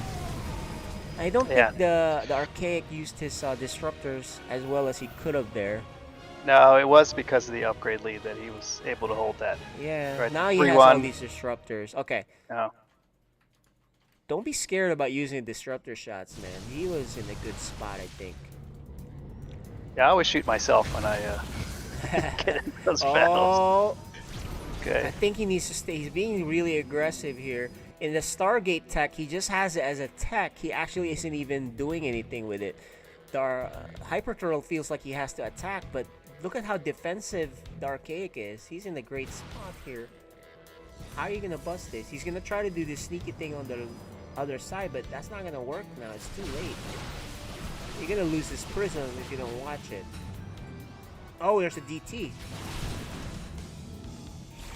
Oh, avoids that Disruptor shot. And bye-bye prism. I think, yeah. Okay, good. Hyper Turtle goes home. We need some shield batteries here. Upgrade-wise, very close, guys. Very close. A base for the Archaic. 3 to 2 is the upgrade lead still. Void Ray now being added by Hyper Turtle. He needs, I think he needs more than that. He fixes his saturation here. There's nothing there now. Okay, so he's transitioning to Fleet Beacon and getting another base. This game, man, I can't tell. Like, there's... We can only talk about tech and usage of the units, but... do you think they're taking advantage of what their units are? I don't think they are. Well, they're both attacking each other. So, I mean, it's back and forth and pretty even across the board, just slightly different tech, right? But I think, yeah, the advantage goes to Disruptors right now, but you have to hit. Yeah, you have to And hit. they were... Oh. And it's good that Hyper Troll didn't attack into that because those disruptors were just waiting for them to come in, right? Yep. So here's the thing. There's DTs on Hyper Turtle's army, and the observer is right here, not together with the Archaic's army. I mean, right now it is because they're over it, but it's in sentry mode, which means if he goes attack somewhere, he doesn't have its detection. So we'll see what happens here, because there's 3 DTs here. That can make a big difference. Here it is. Is he going up? Yeah, he's going to go up. We're going to see a battle right here. And he has no detection. Keep that in mind. Yeah. But he does have disruptors, which can own this high ground. Watch this. If he plops it in there in that choke, there's the first one. Boom! Oh, Second. wow. He can keep firing that, dude. He is not together, though. Although he's split, it's like a reverse sandwich. I think it's working out. Yeah, he's got the split. He crushes Hyper Turtle's army. The disruptors were the big part of it, and also the surround on the other side of this high ground. Really No, you're right. Disruptor. Oh, but DTs are here. This is what I was saying. And he's gonna live to fight another day. The Archaic did not have his DTs. I think he could have kept pushing there, doing more damage. He doesn't kill that base, though. He does kill the army. What a game, guys. Yeah, it's like a taco shell instead of a sandwich. You guys are watching, reading chat, that's what's going on. Yes, the mothership is out. Yeah, mothership is good. There's a lot of DTs here. Ah, don't give away your DTs for free, Hyper Turtle. No, no, no, no. Oh, he F2'd. I think he F2'd. But they live. One lives. One. There's a mothership here, though. Yeah. This game, man, is super technical. Where's your observer? Okay, the Archaic does have an observer. That's not enough army for Hyper Turtle. He does have shield batteries here and cannons, so he's gonna back off. This game, dude. Not enough Stargates here for... Hyper Turtle's broke, actually. Look at his minerals. Not a whole lot. He has a lot of gas. Oh, that shot. He's fighting outside of the battery range. Oh, did he just kill the observer again? No, the Archaic's observer still there. This is not a good fight because he doesn't have any army under this mothership.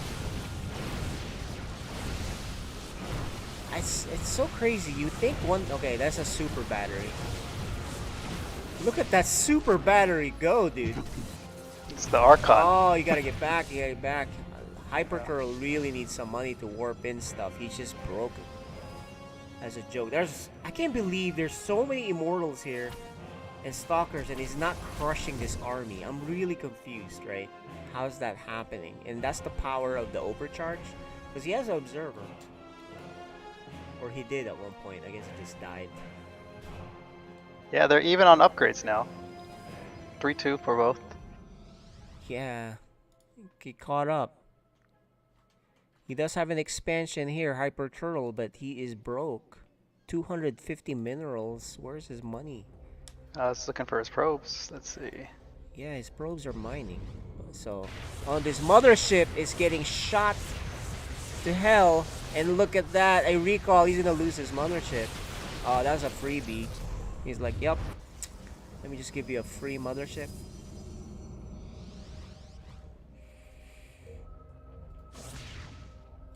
Look at this Templar.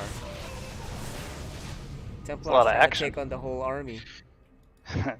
It's so funny because there's a pylon right here, and this army by the Archaic is so gigantic. I'm really shocked it has not crushed this army by Hyper Turtle with disruptors. No more mothership to turn the tide, huh? Here it is. He does have 2 Void Rays. Here's the Archons. Disruptor shot. Beautiful shot. But the Archons are still alive. The Void Ray, nice pullback. Yeah, the And shield here's battery. more Archons, the shield battery. What? This is crazy, isn't it? You think he'll finally bust through, but he doesn't. That's just crazy good defense there by Hyper Turtle. He's just throwing everything at it. And look, he's finally got some money. 1,000 minerals. What saturation does he need to fix? Okay, there's one here. No, it's not much. It's not much here. And look, now the Hyper Turtle's like, I'm gonna go attack. They're not on the same side of the map this time. There's no cannon here. Well, I don't think there's a recall available. He used it earlier to kill that mothership. So let's see what he does. The Archaic is gonna push. Hyper Turtle is pushing. Is it a base trade? I'm not a big fan of Hyper Turtle's army here. yeah, it's not going to be enough there.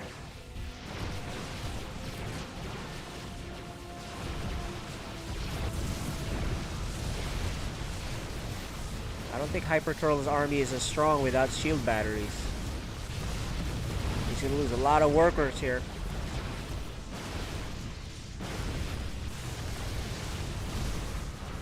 Oh, he doesn't kill the base up top. Meanwhile, the Archaic is gonna sweep half here and half at home. He's sending half at the home. Yeah. Oh, these disruptors. There's 4 of them. There's a big push up front for the Archaic. I think the Archaic should take it this time. Yeah, he should clean this up, and then even his army won't be cleaned up. I think he's finally done it. We're gonna go to game 3, man. I'm calling it.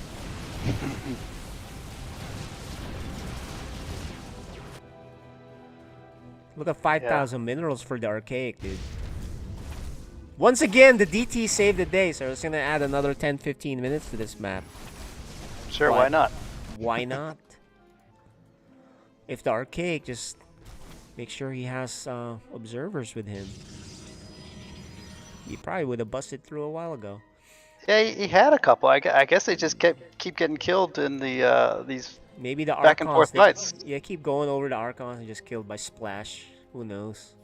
And their DTs are coming here now. The Archaic does not have any protection.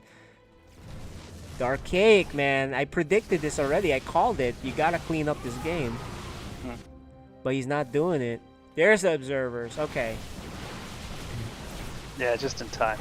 Just in time. And the blink micro will minimize the damage. Oh, and then a disruptor shot? Ooh, that's so dangerous. Yeah.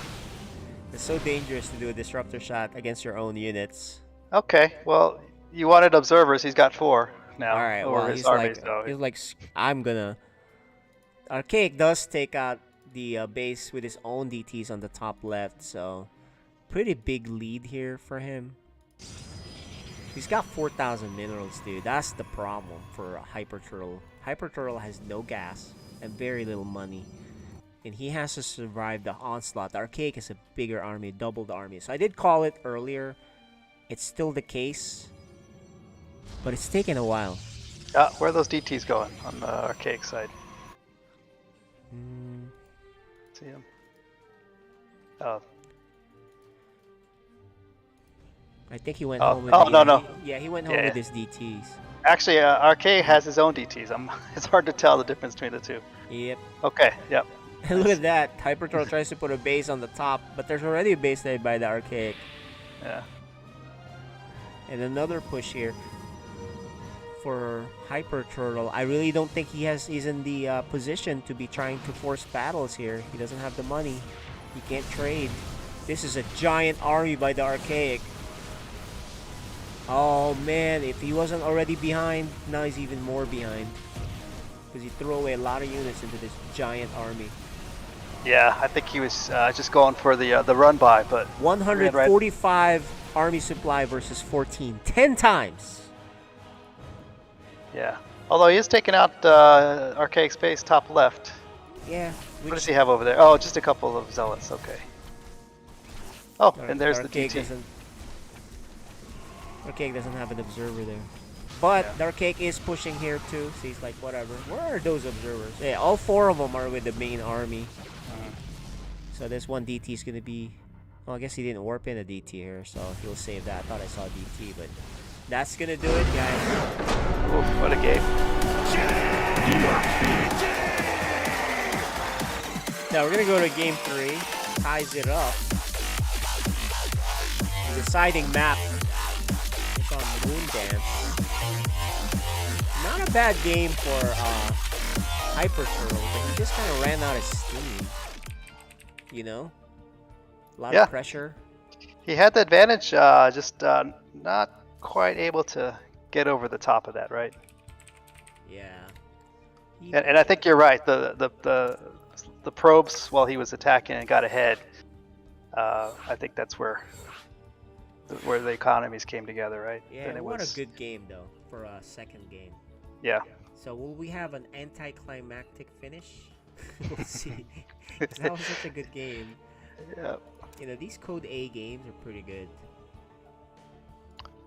Are we looking for a gas steal here for another one, or? Honestly, dude, do not get gas stolen. If you're the type that throws off your plan, granted he was able to steal the win with a charge slot all in. Try not to get gas stolen. So final game 3.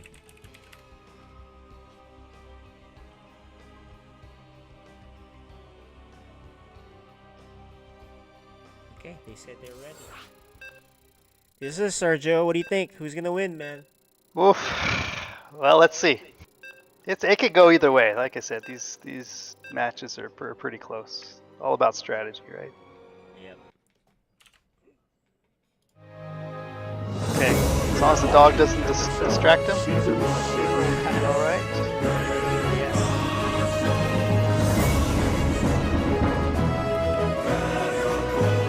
All right. In the bottom corner or bottom middle of the map. The Archaic. All right, and the upper left in the rubber match, we have Hyper Turtle. So the Archaic, once again, Pylon Scouts. So, you know, if you're playing the Archaic, he Pylon Scouts, try not to do it. Super early cheese. And Hyper Turtle doesn't really do a super early cheese. So it worked out in game 1. I think he does this because he played like Little Reapers, like Cannon Rush, Proxy Gateway stuff. And he wants to be super safe, right? So, I don't think you can trick him. Oh, he's the one that's gonna do something. Uh-oh. It's a Cannon Rush. There's the anticlimactic thing we're talking about. It's not in range of the vision. This is it, guys. Let's see how good your Cannon Rush defense is. He blocks it. He does have a second probe in case he loses it. He thinks it's a harassment, and now he knows it's real because he sees within vision the cannon. This game is going to be decided by who handles this well, right? The Cannon Rusher. Oh, and he blocks him. And there's one here. Okay, here it is. The probe pull. I don't mind it, but he needs to be chronoing a Zealot. He's not doing that. He does kill the first cannon. Yep. It's there. He's chronoing now. If he kills the second probe, he might pull this off. If he kills the second probe... Oh, one more hit. Oh, no, he ran away. I think if he had chased that, he would have killed that probe. But there is a Zealot out, and it's going the long way. Oh, you know what? The Archaic smartly sends a third probe. That cannon is within range of the Zealot to kill, but not within range of the cannon to protect them. I think he's dead. He's dead, man. There's no Zealots coming. There's one Zealot. It's not gonna survive. In fact, he doesn't even pull it back. He just kind of lost steam right there. I think this is gonna be the anticlimactic end to this game that we talked about. Very smart move here for the Archaic. It's like, and you need to practice your defense against the Cannon Rush. And that defense was just not crisp enough. And it's hard. We've all been Cannon Rush before. And this one Stalker, assuming it even gets out to the right side and gets the shield battery out, is not going to kill these cannons fast enough. So, yeah, this is dumb. He needed it. He was so close though to killing that final probe. But then again, the Archaic sent the third probe, right? So maybe it doesn't matter too much. And Hyper Turtle's Stalker here is not going to be made. He has no pylon allowing it to be powered. And we're just looking at him now.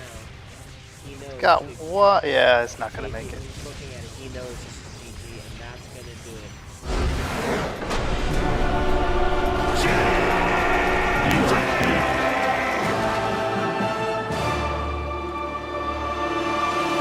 That was a good match. It was entertaining. I think the viewers agree. Let's bring in the players.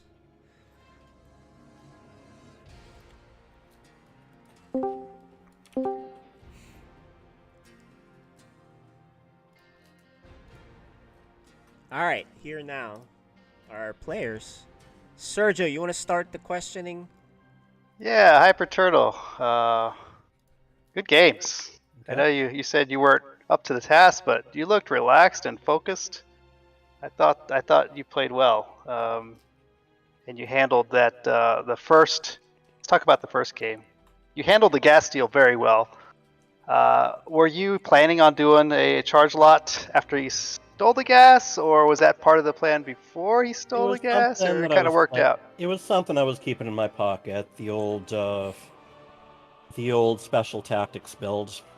That was really good. And I liked it a lot because there's only one gas. It hit hard. It was perfectly executed. How were you feeling when it worked? It was a nice start. I was feeling kind of clever because I went to the trouble of destroying the assimilator. Yeah, to make it look like it. Yeah. Yeah, that's a good fake. Yeah, it's beautiful. Game 2, tell us about it. There's a lot to tell. It went on for a while. That was a 30-minute game. That was really good. The proxy oracle was something I've been practicing. Yeah, it looked good. And, you killed a lot. Yeah. And I was just working on building up, and we were just kind of butting heads a lot, and I kept trying to switch up, kind of like I have in previous games against him. A few screw-ups. Namely, I tried to do a offensive warp in, and it turned out I didn't have the energy. And I wasn't collecting gas as much as I really should have been. So that was the big limiting factor. Yeah, that game really could have gone either way. It was hard to tell who had the advantage after the back and forth, where we thought one would come in and then you defended nicely, and then you went to the other side and he defended. It was just a big boxing match back and forth. But that was definitely a good game. Yeah, your start was really good. You killed a lot of workers. You had a second oracle. You had a nice lead. Your defense with the Archons was insane. I don't know how you survived so long with this giant army with that mothership over there. I had no idea. You can take a look at the map in there. The viewers were like, what? What were you thinking about that during those fights? Trying to hold on long enough to try to sneak some attacks into his other bases. I figured mothership was something he probably wasn't expecting, since I'd moved to almost all ground. And, like I said, I really wanted to get an offensive warp in, but he kept drawing everyone back to defense. I needed the mothership back home, and then I used a time warp and didn't pay attention to how much energy I needed. I don't think a lot of us get to play with motherships often, and when we do, we usually think better of it. Yeah, you probably don't feel too good because you ended up losing. Someone had to lose, but I think you played really well. How does this make you feel in terms of a rematch, perhaps in the playoffs? Not really thinking that far ahead. They were games I liked. I mean, the third one, honestly, the biggest problem I had was I kept accidentally clicking on his probes and trying to order them to build things, and then the cyber core ended up going up a lot later than it should have. So, little bit of, just a few trip-ups in something that's pretty hard to defend to begin with. Yeah, you look pretty good. As far as the season goes, I just like to try things out. I like to try to take a more artistic approach. Sometimes there's things that can win consistently, and sometimes there's things that just hold my interest a lot more, and I think I guess- got a lot of it out of that game. Yeah, I guess It just was watch the- some Max Packs or Haas then. It was a game that kept me entertained. We'll put it that way. Got it. And look, we got here the arcade. Congrats on winning. Whew. Which game would you want to tell us that is your favorite game of this series? My favorite game was, I mean, I'd have to say that third game mostly because that's one of the only times my kind of has worked in my career of FSL. Yeah. So I'm actually, I don't know. That second game, I really don't want to play that second game ever again. I really hated just going back and forth. I was Took too long, or? Yeah, I was surprised each time he defended it, because I just looked back and like, oh, I would attack in a base. Okay, I'm gonna go defend this or a macro, and then I lost the battle. Yeah, that was crazy. That was so hard to call, right, Sergio? We were like, what? Yeah, it was. It could have gone either way. Yeah, I like your pylon scout. I think that's kind of unusual. Like you do that every game, and I guess in the third one, I mean, you committed to cannon rushing right away. You kind of set up that pylon scout, or did you have any other strategies for that map, or you were just like, I'm gonna cannon rush and we'll see how it goes, right? After your marathon game. I was actually thinking of canning rush from the beginning, but like from the beginning of the series, but like I didn't really put it into action until third game. Okay. Must well have been done. just tired of macro. And game one, tell us how you felt when all those zealots showed up in your base. That was insane.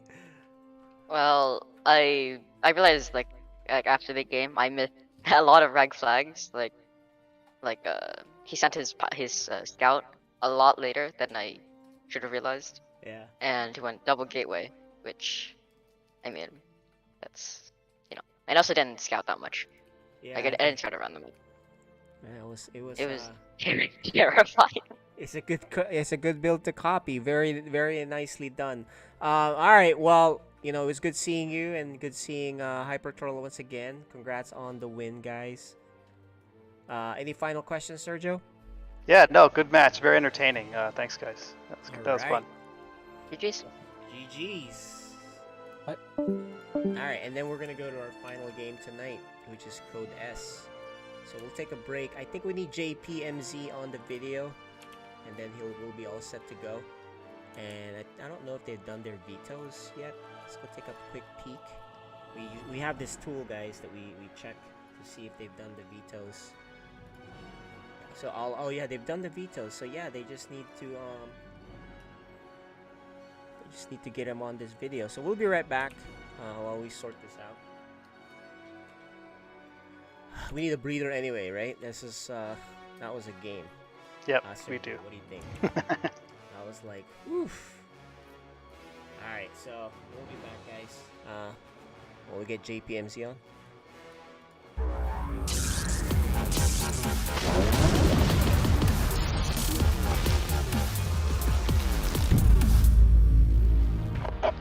Sarah, what have you done? Kerrigan, the die you cast. This is the last day. Your swarm darkens the sky of any planet. Forget Minsk. Forget all of it. When we are done here, I will return to my people and accept their judgment. Command, we've found Kerrigan. She's holed up in a Zurg base. I made my peace long ago.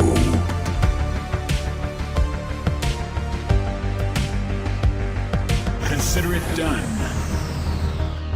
For ire. Indeed.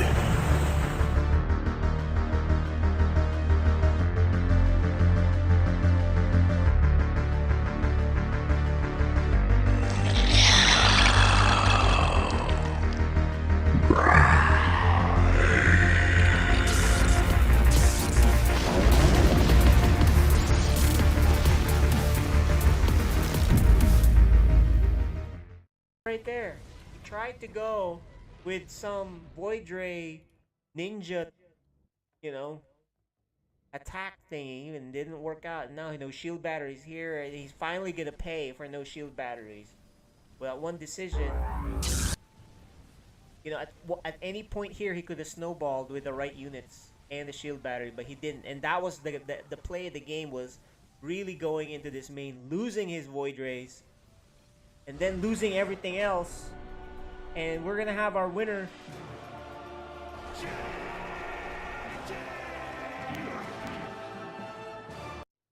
Yeah, I think the stalker is just waiting. Oh, the for stalker in the right jump there. zone. Okay, so he's there. Let's see. It prevents him from hopping in. 2, Oh, he's gonna see 3. it. Hurting time. He No, turns he to did the not. right. Oh no, he misses it. He still doesn't see an expansion though. But he doesn't know what it is because he does not drop. And there's the DTs. They're in. He needs to split Oh, him though. He no. cannot keep him in the same place. Oh, he needed to split him. But you know, he'll do a lot of damage. But remember, he's still on one base. If he had split this, that's really what you want to do. But now, Hurting Time is on alert. One more scan. So he better use it wisely. He's chasing after that cyclone, and you But know he this only is has the one win cyclone. condition, right? Win condition for Hurting Time. Survive for 8 minutes. We're only at the 5-minute mark. Yeah, dude. Oh my gosh. He needs to go in. More DTs. Oh, charge slot. Is this charge or is this just slow? Oh, it's just slow Zealot. He will get rid of the possibility of a Raven. He Oh, doesn't can he finish kill it up. this? Yeah, he's Yeah, gonna he killed it. take this out, but he's hoping to just. Oh, he's gonna finish it off with the. Yes, one more Zealots, scan. so. One more scan. But he's taking heard- so much damage. Oh, he has no more attacking units. And I think Oh, that's it. and there it is, guys. The 6-minute mark. Survive for 8. Ah. You know, he's so rich. You can almost make another 10 factories, right? Oh, okay, he's adding 3 starports. He's kind of forced to fight here. He kills know one what? of the Brood Lords. He's These gonna mines kill. are actually doing work. Oh! He kills another. There's only 4 Brood Lords left, guys. 4 Brood Lords, 4 Thors. 2 more. Oh, he might clean it up. Good scan. 1 left. 1 left. If he can clean this up, he has a chance. And you know, the last thing that Freedom wants to do is more here and get out. Sort of island. But he hasn't been trading well. I'll tell you this. He has not been trading well.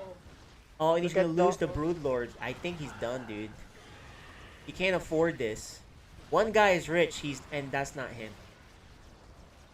Yeah, I think this is it. The Vikings land, you know, instead of the cinematic where the Viking gets pushed away by Ultralisk, it's actually Not when it's not when a it's series 12 of Vikings. All right, Okay, so that's and look, right.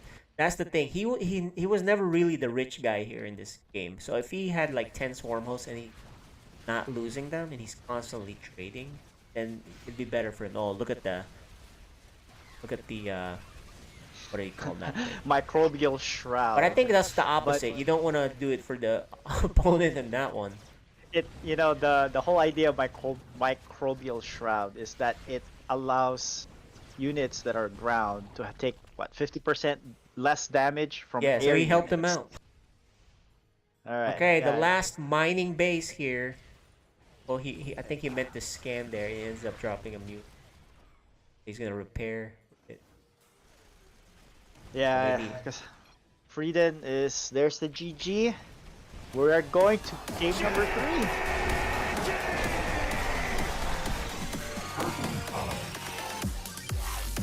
Alright, well 3 popped out earlier and 7 more are in the way. Why did he lift up this command? Is barracks? I guess he wants to make a. Oh, that must have been a mistake. I think that was a mistake. Oh, you know what he did? I've done this a few times. Is where, you know, I lift it to go to that one add-on. During that lift though, I rallied. reset my rally and I don't realize it, and then so it doesn't do a rally because it's up in the air. So instead it goes to where you're putting the rally in. So I've done that before as well. So I think that's what happened. Yep, I've done every Terran has done that at one point. So very Fortunate, but not too All big right. of a deal. All right, so here the Mutas doing work on the main mineral line of Curtain Time. This is Yeah, that's two. good damage right here. Really good. Surprising because he did scan and saw this. Honestly, he scanned the next time. No, he saw it. See, he didn't. All right, we're back, guys. We are back. Sergio, you back? You good? We're good. All Ready. right, we got a new player coming in here. Let's bring him in. We have JMPZ, and of course our previous champ Neutrophil. So let's start with JMPZ. How you doing, man? Well, man. Great. Just, Tell us about yourself and your StarCraft journey. You're a rookie this year. Yes, sir. It's a very tough first week for me. I was supposed to play last week, but of course I know how my luck is, so I'd rather play the champ first and get it out of the way. Gotcha. And after that, no pressure, I guess. So that's the good news, right? Pretty much. So yeah, tell us about how long you've been playing StarCraft. Did you play StarCraft 1? Those kind of things. I actually got it when the, I guess you would call the boom of StarCraft, like the really popular time. I bought a laptop, started playing. Back then I was a silver Terran, so it was a lot rougher back then. Felt a lot harder, at least. Yeah. But I quit on and off throughout the years, and then when they made it free to play again, I decided to try again, and I played for a while. Really enjoyed it then, but over the last few months I've not really played many games. Nice. And so SE2 is something we all love, right? That's why we're all here. Do you play other games too? I play a lot of games. Yeah? Tell us about them. Right now, I guess the one I'm playing a lot of, and I'm embarrassed to say, is Pokemon Go. I really enjoyed the PvP in that game. Nice, The Baltimore Regional just happened. It was a really cool event. Made me want to go to other ones. Baltimore Regionals, you said? Unfortunately, I worked, but watching it and seeing it, missed. I want to go to another one. It looked really cool. Gotcha. So, question for you. You don't have to be super specific, but where are you located? I assume in the United States. Yeah, I'm Baltimore. Oh, okay. You're close by. We're all here in the East Coast and in the Virginia area, but there is a Storm Cup up north from you. Did you think about maybe showing up to that? Yeah. I'm 50-50 on that. Yeah, if I can convince the wife. Nice. Well, tell her it's a trip in Philadelphia. You're gonna take her out to the Rocky Steps and let her have some Philadelphia cheesesteaks. You're gonna have to bribe her, right, Sergio? Yeah. That's right. That's how it works. All right. Well, we'll get back to you, but good to see you. This is your debut in FSL. We'll get back to you in a little bit. Now, let's go back now to our other player, the champ, Neutrophil. You don't know anything about this player. How do you feel? What's your, obviously you don't have to tell us your plan. What do you think? Honestly, I'm just gonna kind of wing this. I haven't really practiced much. I don't think I've tried much of the new map pool at all. But yeah, I'm just excited to see what kind of games we have. I have no idea what his playstyle is. So Are you gonna go random? I think there's a rumor that this guy may go random, but we don't know. Depends how the first game goes. Ah, got it. All right. Sergio, you got a question for either of these guys, I'm sure. Yeah, no, it's a battle of the unknowns, right? I think, yeah, you're right. Battling the champ in the first week, it's all uphill, no, downhill from there, right? Yeah. But no questions. Just looking forward to a good match to end the evening. Right? Great. And JPMZ, if I remember correctly, I might have seen you as one of the viewers, and you're actually participating this time. Tell us about it. How you came to watch, and what's it like now to actually participate.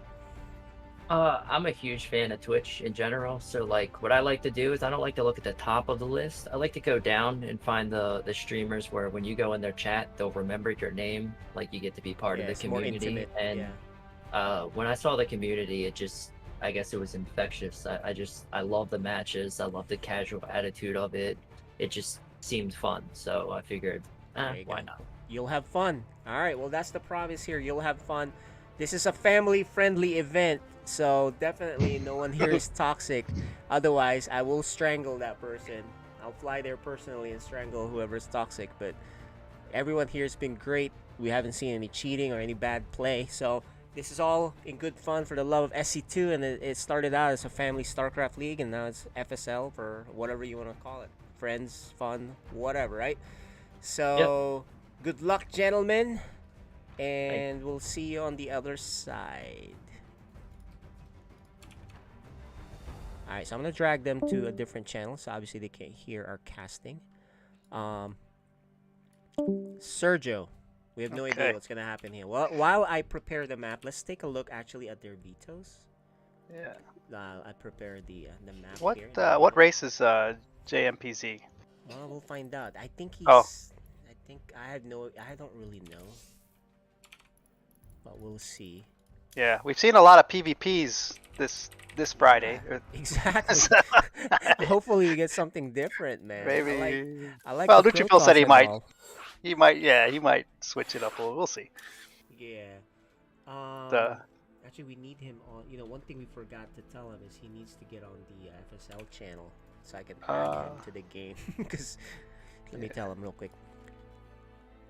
Hey, JMPC, we need you on the FSL channel and Battle.net, so I know to add you. So just go there, and then we'll add you, okay?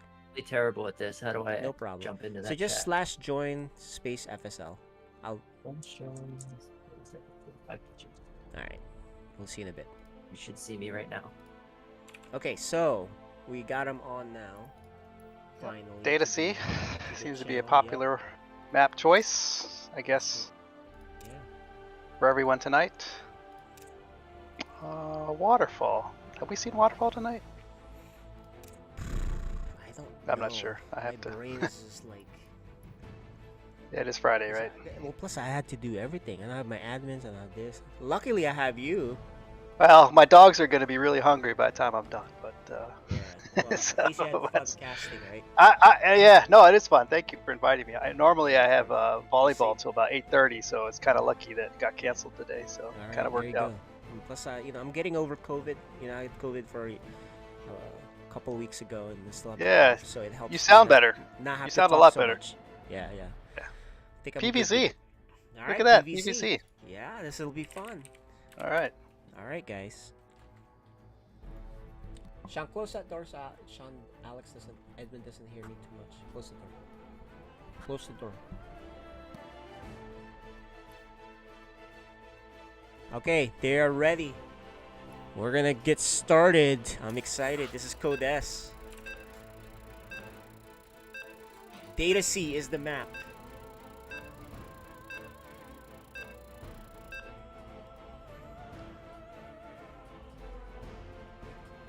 Yeah, it's always fun to make a debut, right? Just not know what to what to expect, right? Get your feet wet. Season 6. All right, here we go.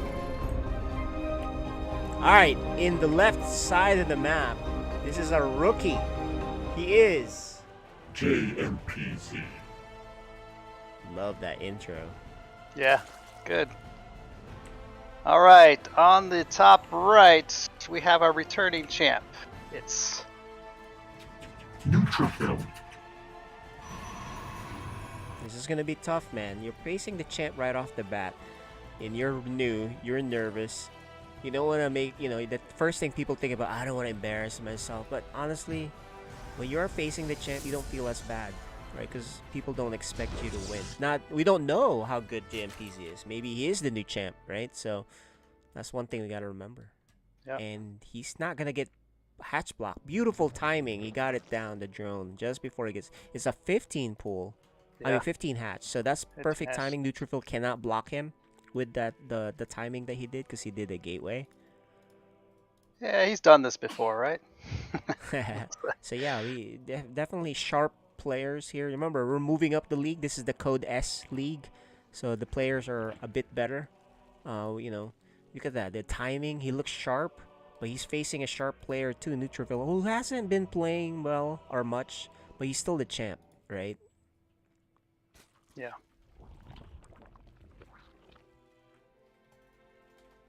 So we have a new Zurg here. It's nice to see in the in Code S, because this been dominated by Dark Menace as a Zurg, right?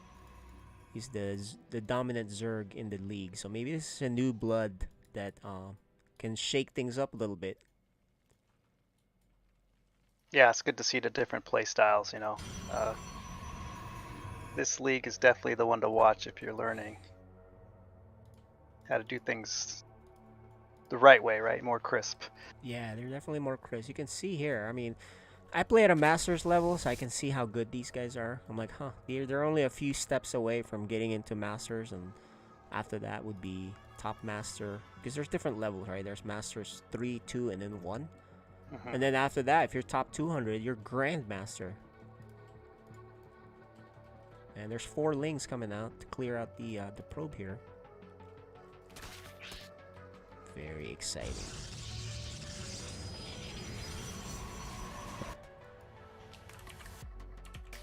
It's a good job clearing up.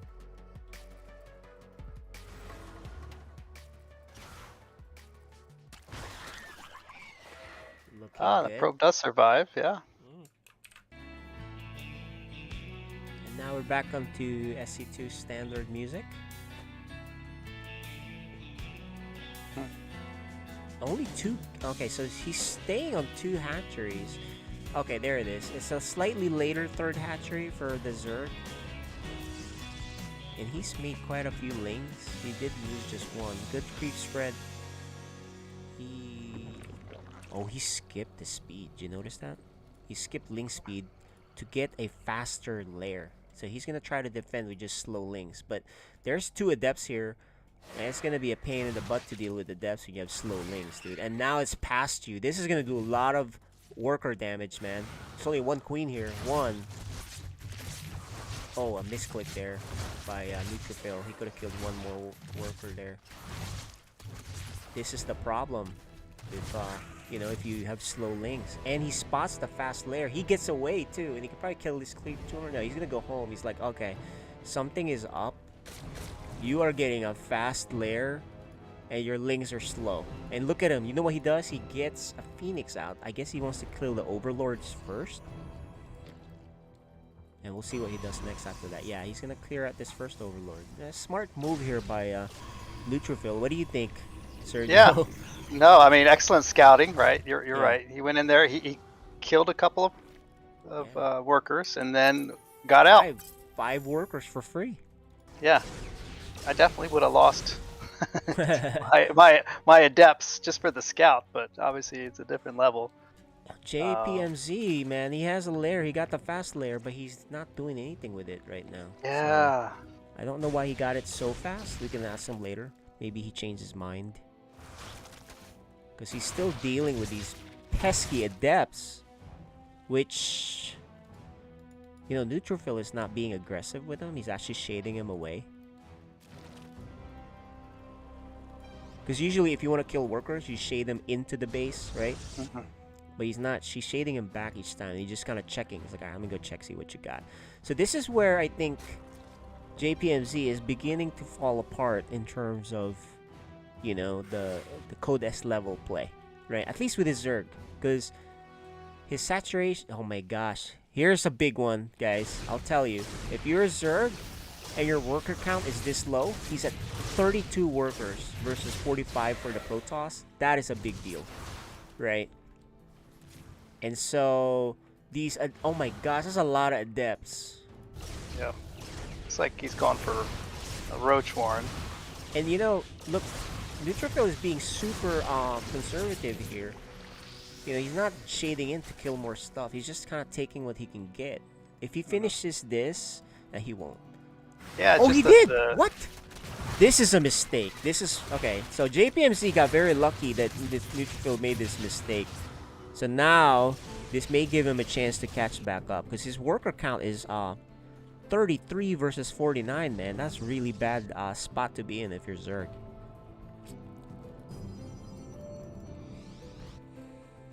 He still doesn't have speed. He just has a roach run, and he hasn't started the roach speed. So I think this lair is kind of wasted. I thought he had a plan with it, but maybe he's discombobulated right now, right? Dealing with all this pressure. Yeah, I think you're right. Just the threat of the harass, right? Yeah, he's doing the right thing to throw you off a little bit. He's doing the right thing though. Just use queens and defend where you can, spread creep. But he needs to get back into droning, and that's what he's doing. There's 14 workers coming, but it's very late, man. He's been behind in workers this whole time.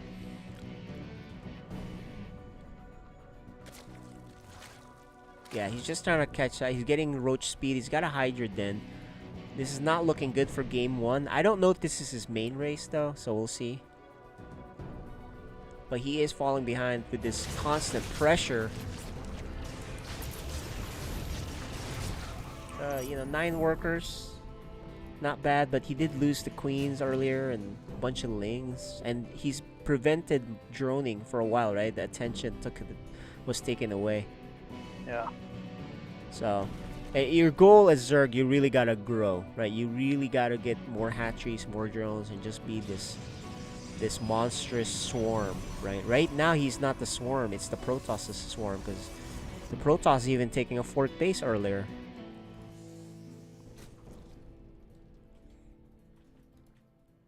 And that's a scary force. 2 Immortals, Archons, bunch of Adepts.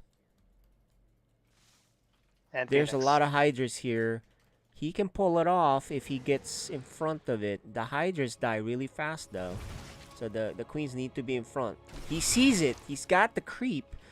He needs to attack together. He's going to go up the ramp. And here's the big fight. Protoss is scared to engage. He says, maybe I shouldn't go there. This could go really bad for Protoss if he... Oh, he's separated though.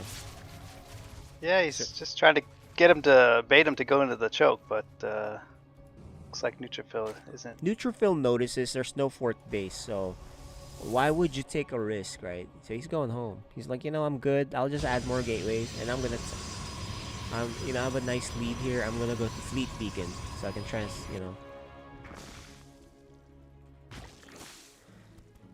JPMZ's workers finally within 6 of Neutrophil, but this whole time he was behind, man. So, yeah. You know, this is not looking good for JPMZ. He started off really well, but he ever since the 2 Adept pressure, it's just gone downhill. Or at least, you know, Neutrophil just kind of flew away with the game, right? Literally, look at these Phoenixes flying in. More damage.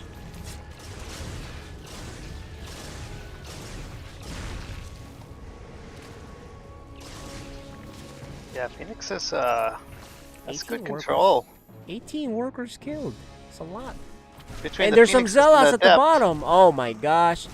This is the multitasking here is being challenged. It does kill a Phoenix, but there's 11 workers killed. You can't afford that. 73 workers now for Neutrophil with a 4th base. No 4th base. Well, it's still being made for JPMZ. His name is JPMZ is bad, so he's a little pessimistic about this. So maybe, you know, the thing is there's no pressure for him. He is playing the champ, but you still kind of want to perform super well, right?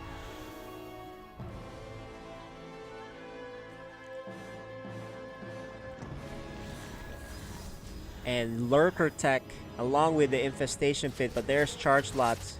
Yeah, it's the big warping in the main. And he's not in position. He's a little late on the reaction here. He's going to lose so many workers, or so many units. This is a nice choke to be in, so that'll make Neutrophil go back. And a charge lot drop on the other side. So he's kind of A-moving on one side. That's another problem, because now look, these charge lots on the right side causing havoc. 5 more workers killed. So I think... Okay, he is splitting his forces now, but I think he might be F2ing again. You see that? Yeah. That is the tough part if you're playing this game, you know, you kind of... Sometimes, like, he's moving. And here comes the big force on the bottom. Oh, and the bottom is a monstrous force. The storm.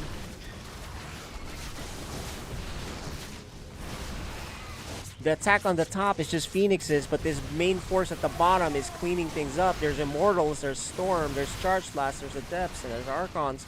And that's going to do it for game 1. The pressure is just unbelievable. Yeah, it's like, that is the welcome to FSL moment. you know? So he gets to play the champ. A little bit tough debut there. We'll see what race he does next. Yeah, attacking from 3 sides, well, harassing from 2 with a big attack from 1. It's just this constant take out a couple of a couple of workers here, a couple of workers there. It adds up. It is. Yeah, it does. Playing And from he behind. he fell behind from the very beginning. He was like 20 workers down, and that really is what the problem was, right? The first 2 adepts kind of messed up his plans, you know? Yeah. Because once you fall behind that much, you're kind of screwed as Zurg, you know? Your goal as Zurg is you gotta get workers at least even with the Protoss. So I have a Zurg question for you. Like, I know for Zurg, you have good to be 1 base more than Terran. Does the same apply for ZBP? Yeah, of course. Protoss? You should always be like... you want to get 1 ahead. When you see the Protoss take a 3rd, you can take a 4th. You see him take a 2nd, you take a 3rd, right? If you see a Protoss, you don't want to be... If you see the Protoss on 1 base, you don't want to be getting 3 bases. He's all inning you. Right. But if he's stuck on 2 base, and you have a 3rd base, and you're like, nothing's happening, then you don't get a 4th base, right? Unless you're droning really well. But game 2 here is going to be on Waterfall. And he's going to stay with Terran. Oh, no, Zurg, but Neutrophil's going to try Terran. So his Terran is not bad. So we'll see what... This one should be a little bit better game. But we'll see. Yeah. I mean, it all depends on... well, his mechanics are there. I've seen him play Terran before, and that's pretty spot on. Yeah, and he's beaten on instability even with some tricky play, right? Instability is awesome against Terran. So he can beat... If he is on point, he can beat you. So just gotta watch out. But this should be a much better game for JPMZ. It just really depends, unless he hates playing against Terran. So we're gonna get started with game 2. And like I said, that's Waterfall.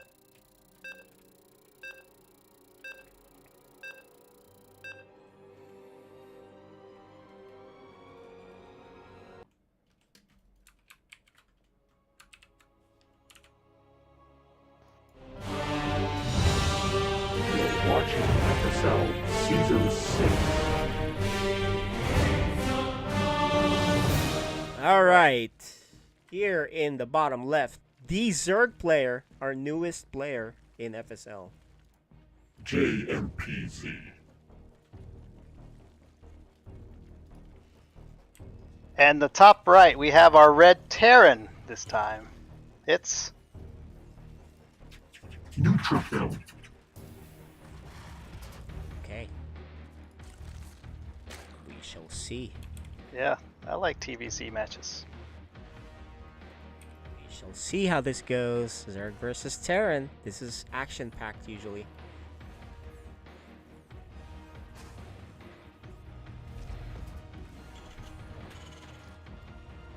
And hatch first. Good start. This is so important for JMPZ to get his workers going, right? Yep. The last game he lost 5-6 workers, and then he never got on, on the right foot, right? He lost 5-6 workers. He didn't drone. He started lair really fast. Everything just kind of went, bad for him, and then he fell behind. Yeah. This time 17 hatch. I guess the matchup dictates when you put your... against Zurg, against Terran, if you're Zurg, you really don't have to worry about, unless they do some weird block, or even proxies, you are supposed to still go hatch first. Right, so... But against Protoss, they can block you. And look at that, Neutrophil is closing. He's one-basing him. Dude. He's going double barracks. Yeah, you better watch out. This might be Reaper cheeses. So, this is gonna test him again with his... but this is not new. Yeah. This is not new. It's not proxy, though. I mean, do Reaper cheese from your base... Yeah, it's fine. It's gonna be a 3-rack Reaper. If it gets a 3rd gas and it gets a 3rd racks, then it's a 3-rack Reaper. Right now he has 2 Reapers, but he's gonna need that 2nd gas. But he's gonna expand, so he doesn't look like he's so all in. He's just gonna pressure with the Reapers, which is the right move. Let's see how JPMZ handles this pressure. That's really about... he's not all in with this. He's just gonna pressure you with a bunch of Reapers. That's why he's only on 1 gas, it looks like. Yeah. Okay, The let's depths see, of man. Terran. He didn't have a good time with the adepts, but he is getting speed this time. The last time he did not have speed. Yeah, it makes a big difference. Okay. And that was a pain. Look at him pull the workers back. He doesn't even get a kill. Oh, and he made 6 lings. This is I love that. You know, if you're facing someone and your micro isn't on top, like let's say you're facing Beyond, everyone that faces Beyond in GSL make like extra lings. If they're facing some other Terran, they make like less links because they know Beyond is so good. Oh, and he needs to get down here. He does lose a Reaper. Hey, good start here for JPMZ. Pretty perfect. But he's overreacting. I think he's making.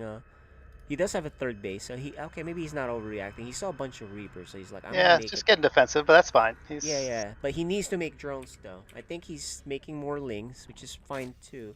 But he does see that there is an expansion, so it's not all in. There you go. He's gonna.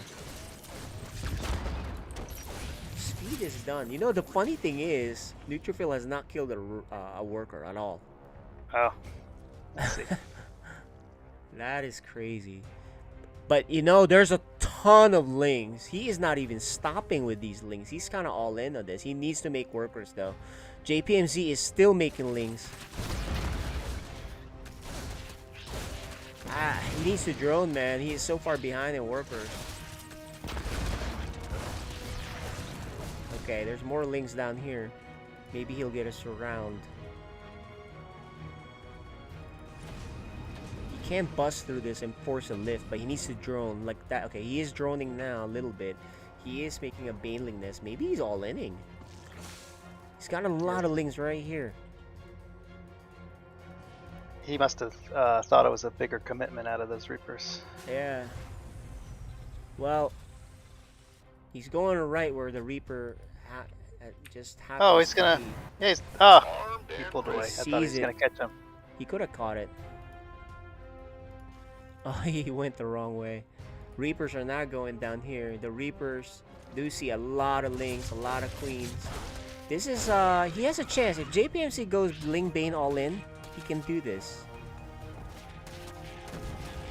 But he's he's making workers, so he's not all inning actually. This game is gonna stabilize. Okay, so he has map control now with these lings. The Reaper is back there.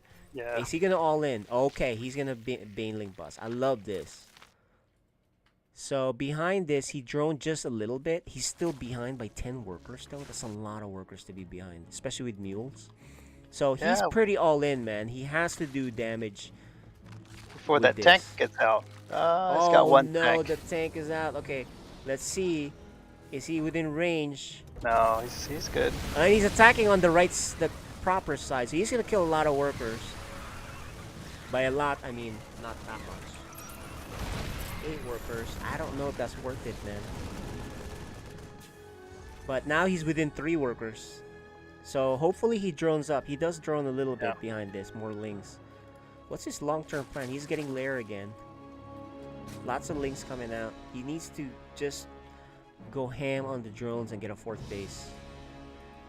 Now Neutrophil is aware of the all-in, so he's just defensive. Well, I mean, maybe it's not all-in at this point. Yeah. Because this game can still go either way. JPMC's finally within 1 worker. You know, this is one weakness in his Zurg play that I noticed. He doesn't drone well enough. Right? So that's something he knows he can improve on to get to the next level.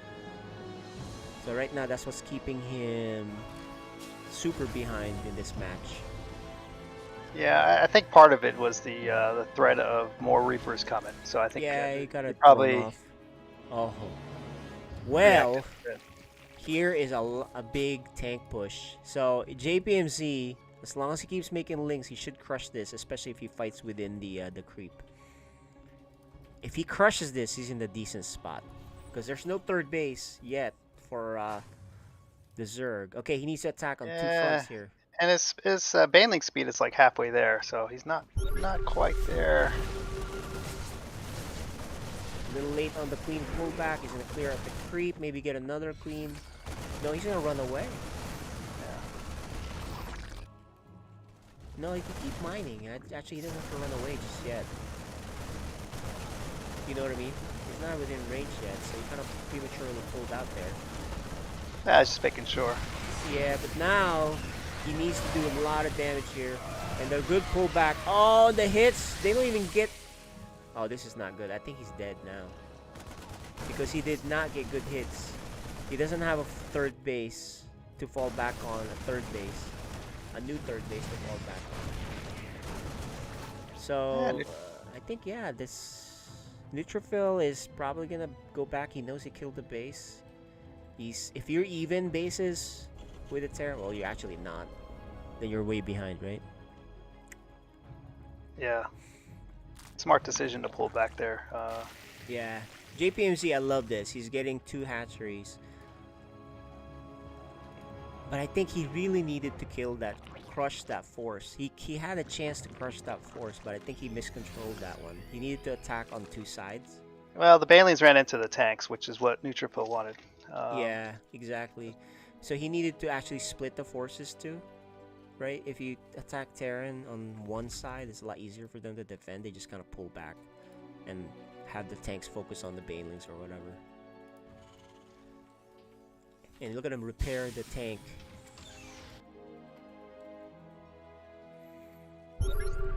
JPMZ this time has more workers, but he's got less effective mining because he's down bases, right? As far as upgrades go, you know, Neutrophil is upgrading, and so is JPMZ now. Kind of. His bases are finally about to get online. He needs to get this creep spread going, though. Very dangerous. Lots of infantry coming up. Look at how big Terran's supply is, army supply is, compared to the Zurg. That's a problem. There's a drop here, but I don't think it did anything. No, not much. It's there though. Yeah, it's pesky.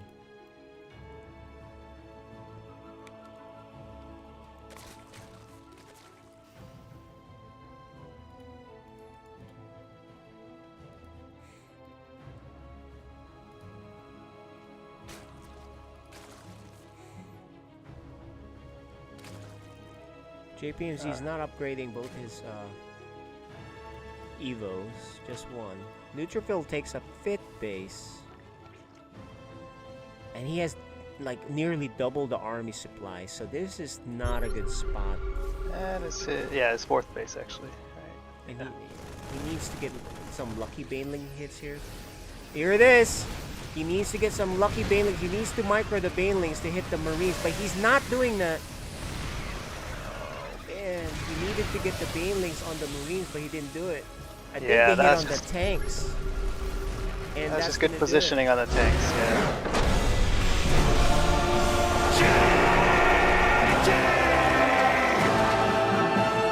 Solid game out of Yun.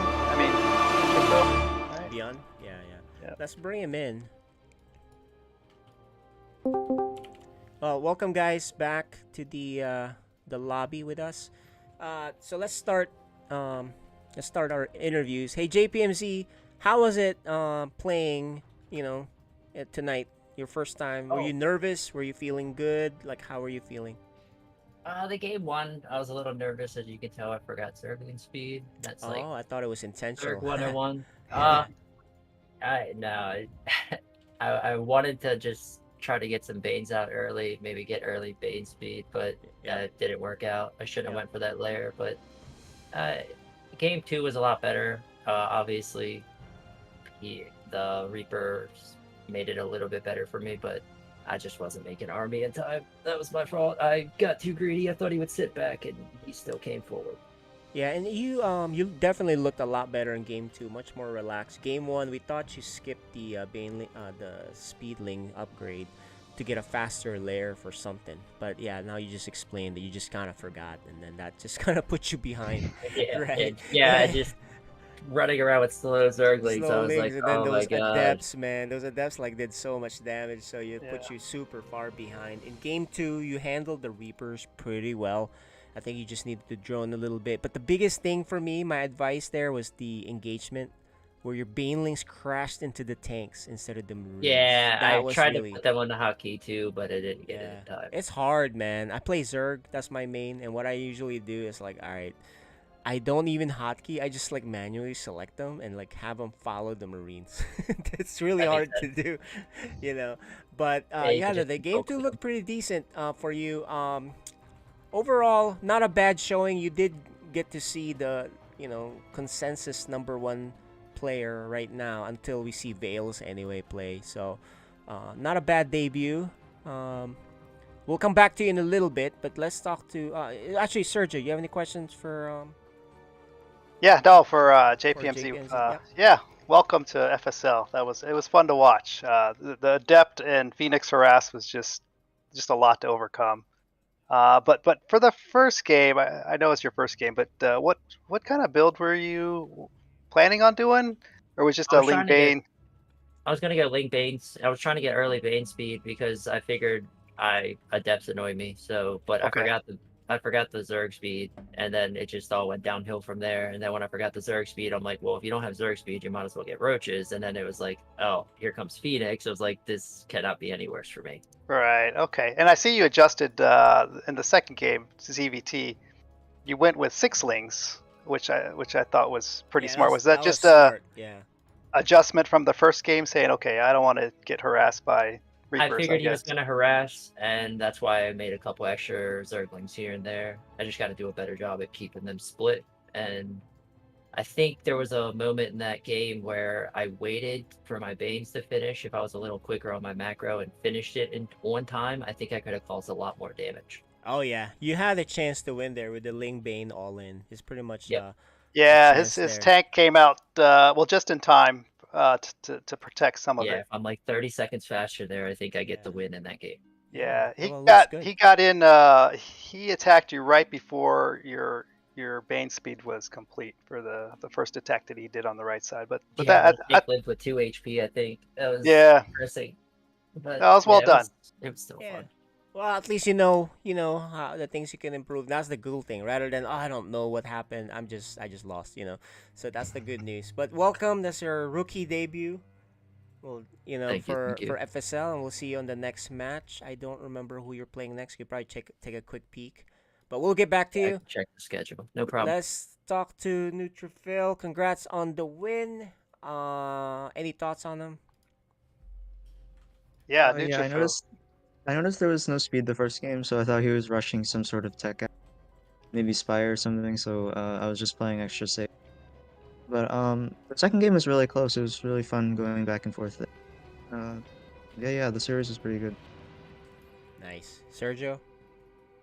I want to learn that Protoss build for the first game, with the Phoenix. Well, guess what? You have the replay. You can kind of just, you're an observer, so you have it right there. Yeah, I just thought the Phoenix Adept Harass was pretty good against Zurg. So, Well, no, well done. Yeah. Yeah, well done, guys. Any final questions for JPMZ? Neutrophil, you have any question for him or comments? Your macro is And vice really versa. good. Yeah, I noticed that's your creep my spread is really good strength. too.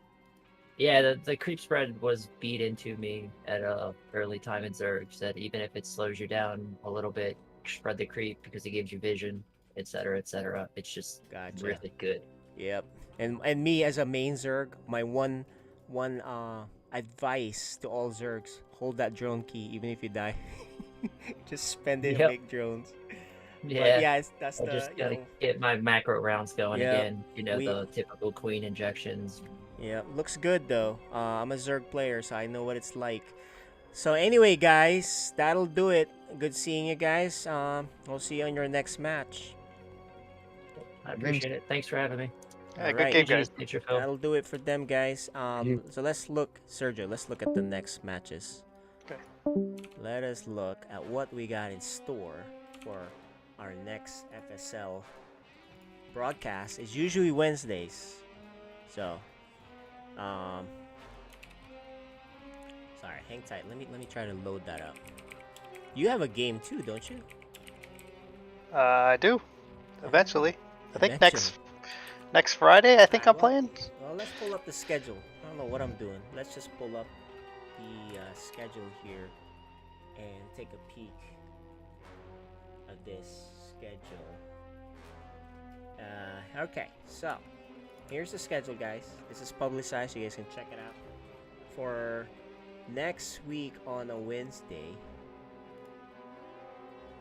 we did substitute this game, so it may be Kitty Cat versus Uber XL. Oh, actually, this is wrong. This is wrong. This is actually Uber XL. But anyway, this may be the next game for Wednesday. Code B, and then for Code A, it looks like you're playing, man, against Nooblord, the Terran guy. So yeah, I'll be ready. Yeah. Nooblord is Protoss. Yeah. Oh yeah. Sorry, Protoss. That's right. So it was Deepu who played him as Terran. So that was the one where you saw the Cyclone and the Reaper cheeses or whatever. Yeah. Did you put the VOD up for that? Yeah, that should be up on YouTube. Psystorm. Okay. Okay. And then Code S match is DLS Mizel Maligant. So there you go. That's what's coming up. And then on Friday, we have the 2v2 Val Hurt, which is Veils and Hurt in Time against these two jokers. Oh my gosh, if anything is a mismatch, that's a mismatch. I like the name though. These two jokers, man. I love it. It's a perfect name. So we'll go see what happens there. That should be pretty fast. Yeah. But maybe they pull something off. Anything can happen in 2v2, right? We saw that, right? Yeah, exactly. So we'll see what happens there. And then we have Gray and Hyper Turtle. Gray is the new player against Hyper Turtle. And then, oh my gosh, JPMZ is going to face the runner-up of the season, Instability. So his first two matches are really tough. Man, you're really throwing them into the schedule. Wow, Who made the schedule? Seth made the schedule. We randomized it, and then people moved things around because of some schedule conflict. I'm just kidding. It's the way it is, guys. You gotta play him sometime, right? Yeah. You have to play him anyway. So, but to recap tonight, Sergio, tell us about what happened. Yeah, 2v2, very entertaining. I thought, I just think Mista Fusion had their strategy just a little bit more on par with what they wanted to do together, right? Yeah. So I thought that was the winning combination. And then very entertaining match against in Code A versus Hyper Turtle versus the Archaic. I thought the second game could have gone either way, right? Yep. First one, it was an excellent strategy by Hyper Turtle, and then you got to throw in these cheeses, right? Just to kind of keep your opponents on a toe. Yeah, so I think that worked out for the Archaic, so that was good. And then we saw a season debut of JMPZ versus the Champ, right? So it kind of went the way we thought it would, but there's a lot to learn from that, and look forward to more matches from JPMC. Perfect. With Zurg, right? It's good to see a Zurg in there. Yeah, man, that was a good summary. That's exactly what what we thought about it. It was fun to watch.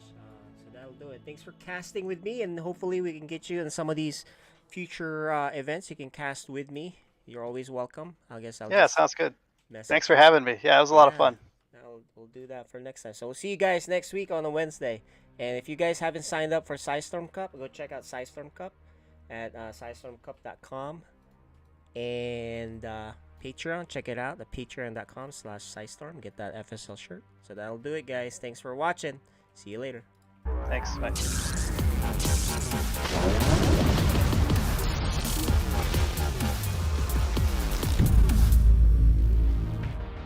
Sarah, what have you done? Kerrigan, the die is cast. This is the last day. Your swarm darkens the sky of any planet. Forget Minsk. Forget all of it. When we are done here, I will return to my people and accept their judgment. Command, we've found Kerrigan. She's holed up in a Zurg base. I made my peace long ago.